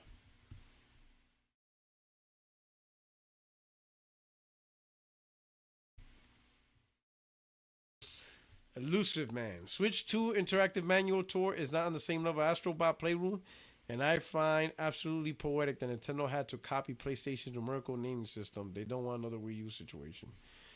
If they had gone with naming it Wii 2, it would sold way more. Man, it's not as bad as Wii U, but Nintendo can't help but do bad after they have huge success. I wonder how much nostalgia will carry Switch 2. That's going to be interesting. This was easily the worst decision the whole direct for me. Very disappointing. I remember when Nintendo actually included cool packing games for free like Wii Sports on Nintendo Land. This game is literally a tutorial for the controller and they want money for it. You do know Astrobot was also meant to come with the Pro free, but Sony pulled the idea and made you pay.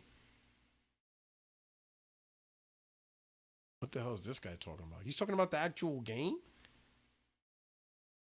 When see, this is these dudes with the first names and numbers, man, these are bots. They don't know what the hell they're talking about. Statement for Nintendo. Oh yeah, this is about the pre-orders. Oh Lord. Lord. This is wild, man. This is wild times. I don't know. Listen, I will say this. This is one good point I will say. I'm actually impressed. This is the only thing really impressed. Even though it is a resolution bump, I am impressed that they are resolution bumping in dock mode. And it has a fan, so I give them that. I was expecting that. At least for them to try to do 4K. Obviously, however they're going to do it, they're going to do it. But I give them that props. And I did say I at least wanted 1080p. So they went above my expectation. So even if it's like 1440p, 1620p, all those real resolutions, I'm impressed with about that, and I'm impressed that they are attempting to give higher frame rates. So I will say, out of all the news, the one good part is that better frame rates, higher resolutions. So I give them that. I didn't expect that. I didn't expect them trying to actually provide a performance one. Even if Cyberpunk gets 40, I mean, I'm not gonna play. I'm not gonna play any third party. on the Switch. But to be honest, I'm not buying the Switch day one. I don't know. I honestly don't know. I have a feeling it might flop, and they're gonna force to drop the price, kind of like the 3DS. That's what I'm predicting. But we'll see. Okay. Um. So, P.R., are you gonna buy the new Switch 2 or skipping it? I'm not a day one adopter. I'll say that. I'm gonna just keep my ear to the ground and wait and see how things happen. Right. Um. Might be a hit in the beginning, but it might hit the point when someone will be like, "Oh, we're in trouble. We gotta drop the price." You know what I mean? The market may not agree that the Switch is worth the price they're asking, or maybe they will. Who knows? You know. Um. Shout out to Jimmy Harrison, $10. Damn good to see you, P Rock, man. It's good to be back, Jimmy, man. Thank you so much for rocking out, man. It's good to be back. Um, it's good to be back. It's good to be back in the grind, you know. Tuesday, 60 frames, no lag. And then I'm gonna try to arrange a new guest for Friday. You know, things to work out, but it's good. It's good, man. But all right. So these are the topics I covered.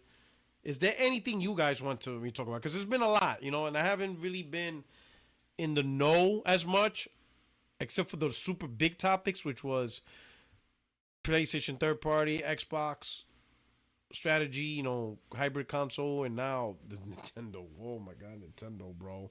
They can't keep getting away with this, bro. But we'll see. When will they drop the price of the Switch One? That's a good question. You know what? That's a really good question. Cause that motherfucker is still like $299, $300. It's still what? $199, $299, and $350. Anonymous, how are you doing? Oh, thank you, Anonymous Boss, for asking. You know, I'm doing all right. Getting back in the big, you know, trying to just live the new normal, if you know what I mean. I appreciate it. Thank you for asking. They won't drop the price of the Switch. You know what? You're right. But again, the Switch 2 was off the hook, right? It was selling. Might be different expectations with the Switch 2, you know. You know.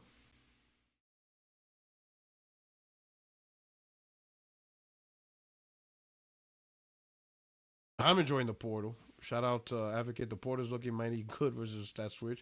I'm enjoying the Portal. Man, Portal is.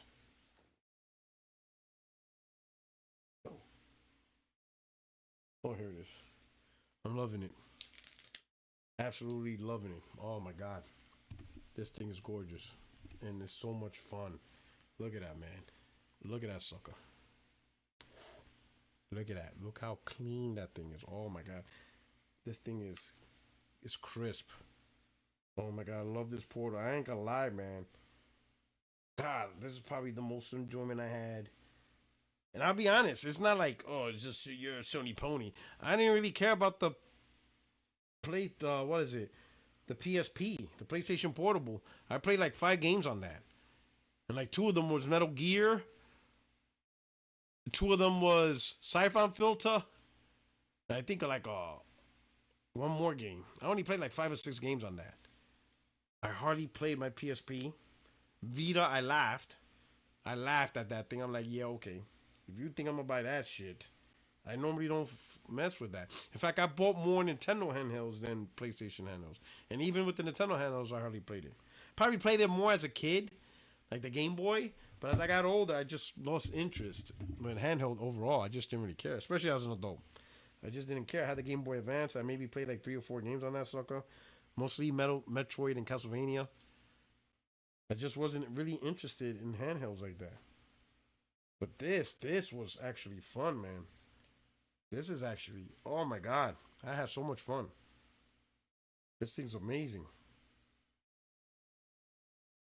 Maybe it's a little sentimental too. That's how I got it. But man, this came in the clutch. Yo, this came in the clutch.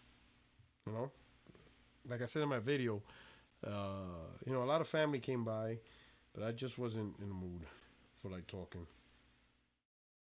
You know, so I was just upstairs Man, it's just it's. I would say this, man. Gaming, man, is by far the best hobby ever. You know what I'm saying?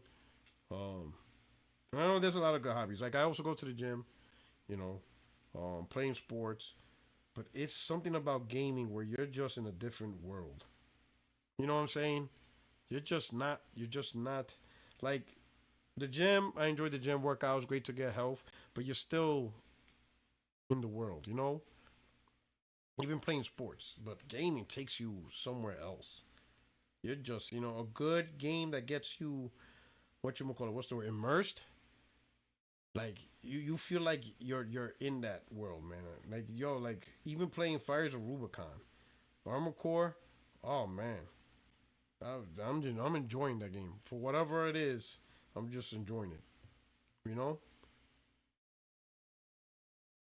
But this, yeah, man, this was, even looking at the UI, like how you connect into your PS5 for those that have it, and it just shows you your UI, the actual main screen of your PS5. It's like you're still home on your PS5 in every way. I was like, wow, the translation is just immense. The dual sense, top notch. You know, the only thing I'm nervous about is there any reported case? Not saying I'm going through it, but is there any reported case of stick drift? Is that a possibility? Because you can't switch out. That's the only thing I'm thinking. Man, what happens if, like, anybody have seen anything like that? Because that would piss me off. That would suck. Getting stick drift on this.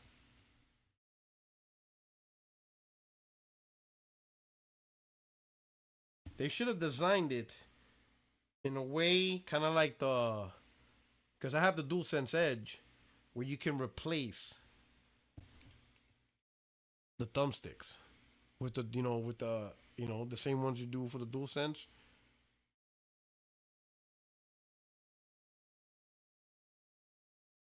Make it friendly, replaceable. That's the only thing. Because it would suck.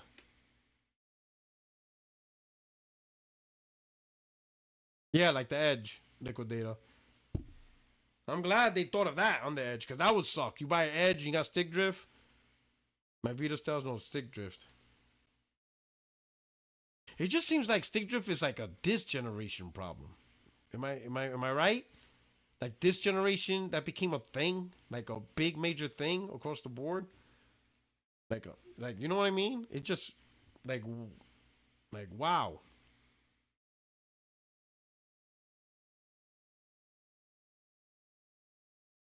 Oh, it can happen, but people say when you send it in for repair, take pictures of the serial barcode because people have gotten someone else's portal. Oh, you already bought two liquid. You already bought two modules for your Edge. That sucks.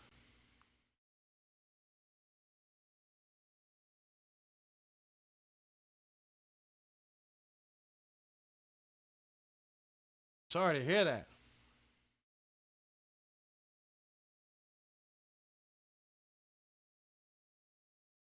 No, stick drift has been a thing since PS1. Yeah, I mean it's been around, but it just maybe I don't know. Maybe I just heard maybe the algorithm. It just seems like it's like more prevalent.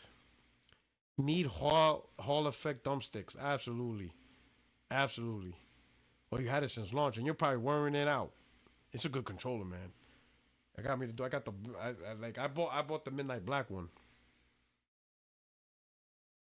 and it's a great controller. It's a great controller. Yeah, there were stick drifts on the Joy Cons. Absolutely, Nintendo controllers were plagued. Yeah, the DualSense Edge is a great controller, man. Man, that's a great controller.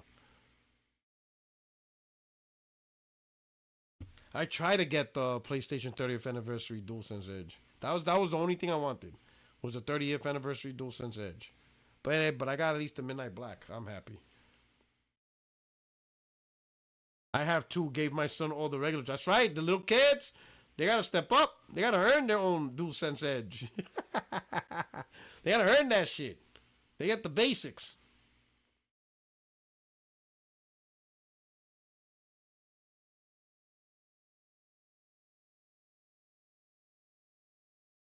I appreciate it, Tarnished. Thank you so much. I really appreciate it. Little Timmy, no more free rides. Nope. You gotta earn these DualSense Edge. PlayStation changed their banner to a marathon banner, and Bungie did sort of a cryptic puzzle thing, and Bungie had people playtesting it from. It's. I think it's coming out this year. I think it's coming out this year. Marathon, I think it's this year. From what I heard, Fair Games might be delayed to 2026. I don't know if it's because of the game itself or because they're trying to stagger, which would make sense because Marathon could potentially be huge. But I think, yeah, velocity, nice. I got it right the first time. I was about to say Velocite, but I think it's velocity. Good way of spelling it. Yeah, velocity. I think Marathon is like the big summer game potentially. So I think that's the big game for PlayStation. Then also we got Los Soul Side, um, Ghost of Yotai this year, right?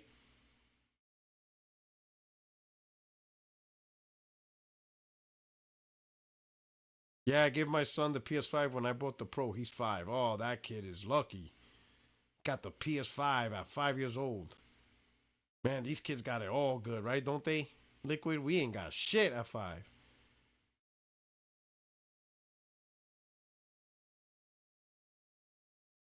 Titanfall 3 still coming. Oh, that will be fantastic. Titanfall 3 will be dope. Do you think Wolverine next year? I think Wolverine's a 2026 game. I honestly do. I think Wolverine's a 2026 game.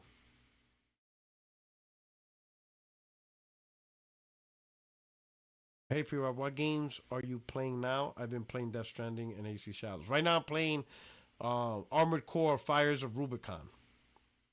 That's what I've been playing. That's what I'm playing now. It's a good game if you like Armored Core. I like mech games. That's what I'm playing.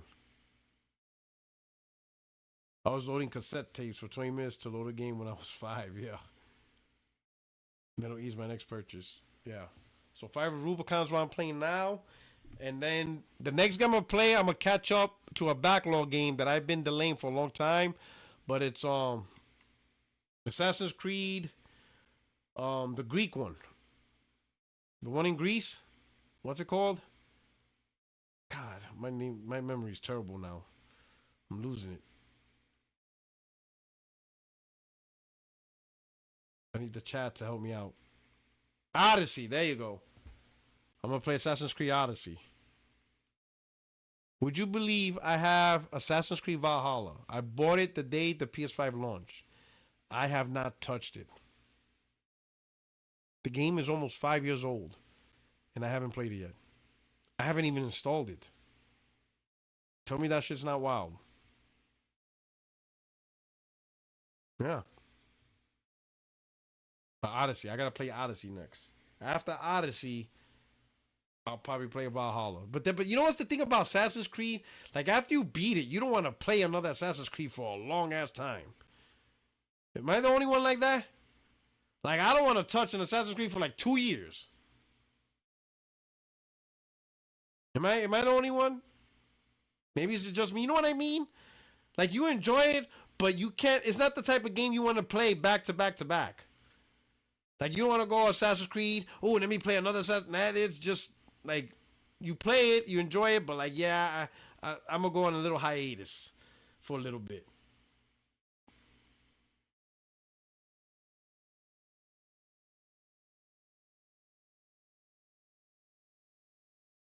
Velocity.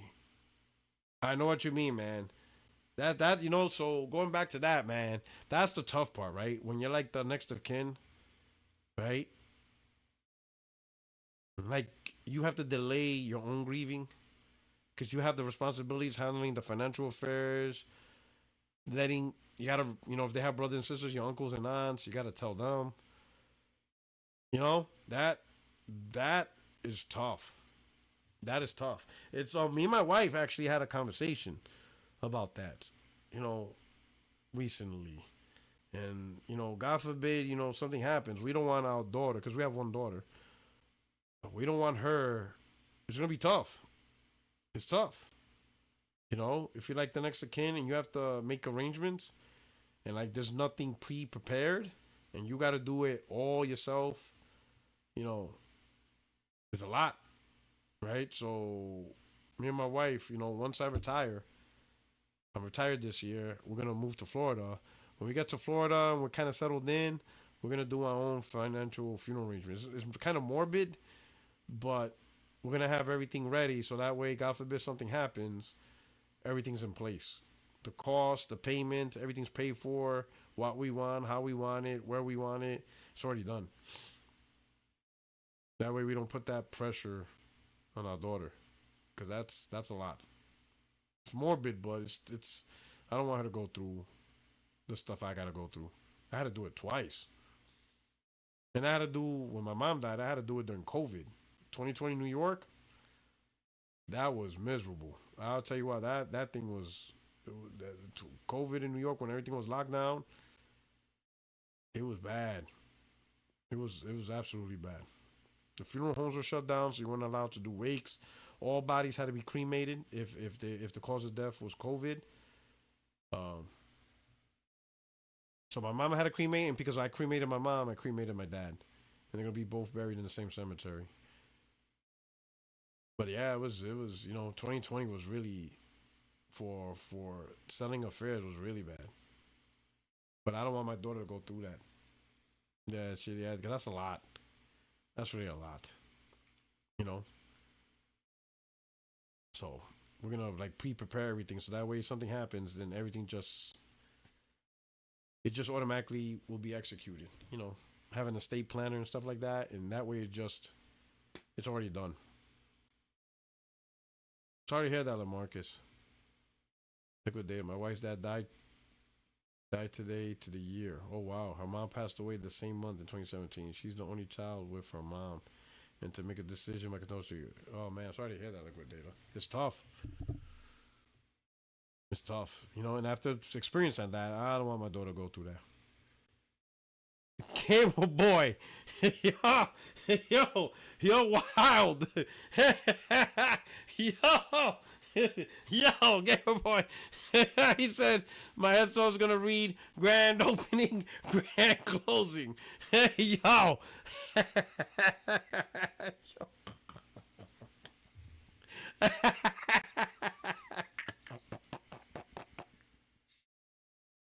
oh shit. Yo, yo. Oh my God, yo, Gamer Boy's wow, bro. Yo,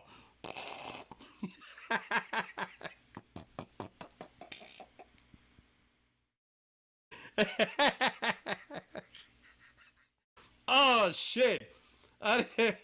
Oh my God, you know what? I might add that, bro. I'm gonna add that shit, bro. That's gonna be one of my demands. That shit's gonna say grand opening, grand closing. Instead of my birthday, day I was born, day I died. Born on grand opening, died on grand closing. Yo, yo. Instead of like the dates, it's just gonna say grand opening, grand closing.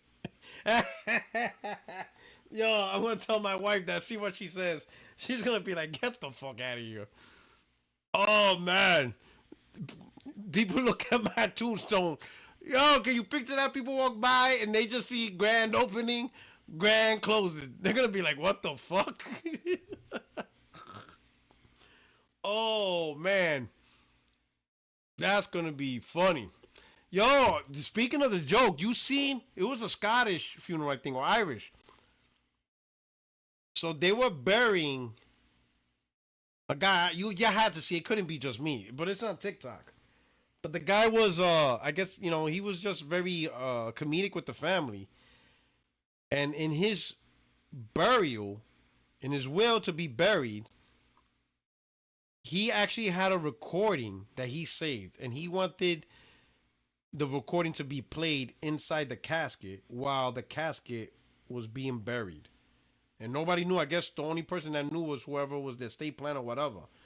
But the tape will play as the casket was being dug in the ground. And what it was recording with him, and he was knocking on the door. He's like, wait, hold on, guys. Hello? Like, yo, it's crazy. And everybody was confused. Like, what happened? And he's like knocking. He's like, hey, I think you guys made a mistake. Oh, wait a minute. I am dead. Well, I hope the casket's not. Like, he just started talking to them, and he made everybody laugh. He made everybody laugh. You know, he goes, I'm glad you guys are here. And he says something like, hey, is Roger there? You still owe me the $10. You know, it's just, but I'm like, wow. I'm like, wow. This dude, like, went out the way he was lived. Make people laugh. He went out the way he lived. And everybody was just laughing. At first, everybody was confused. And he just made people laugh. But you hear the knocking, like, doop, doop, doop, like if he was inside.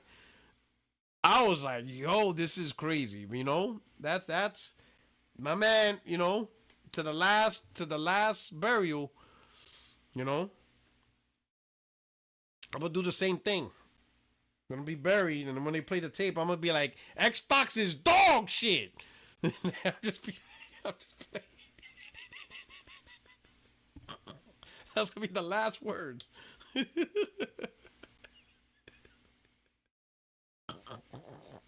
They'd be like, yo, even when he's dead, this guy can't leave. All the Xbox content creators be like, even when Puertorock's dead, he's still talking about Xbox.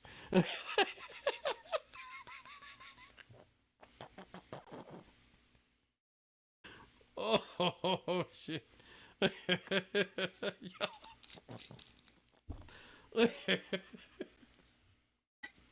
Mm. Yo. Oh man. Oh man. Oh man. Oh man. But here we go. Listen, all right. So anyway, I covered all the topics, man.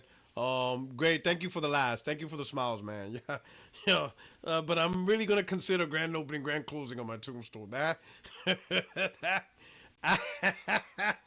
I don't know. It just hits. I don't know. That's me. Oh man. Oh man. Oh my God. That is something, man. It's a thing. Um, the picture on your Thanos tombstone should be the Thanos, almost definitely. Like, you don't have the picture next to the casket. It's gonna be like, you know, run from it, dread it. Destiny arrives the same. You know, that shit will be funny. you know, Oh man. But hey, man, it's great to be back. I'm glad you enjoyed the show. Thank you so much for rocking out. I hope you enjoyed the topics. I can't wait to get back with the crew this Tuesday. 60 Frames No Lag podcast. Your only friend is YouTube Streets Puertorock77. I will see you guys on Tuesday, and I will see you guys next Friday. I will arrange a guest and see what we got going on, right? But until then, enjoy your weekend. Enjoy your games. I'm Team Portal now. Let's go. Team Portal, baby. That's it. Team Portal. And we're out of here. Peace.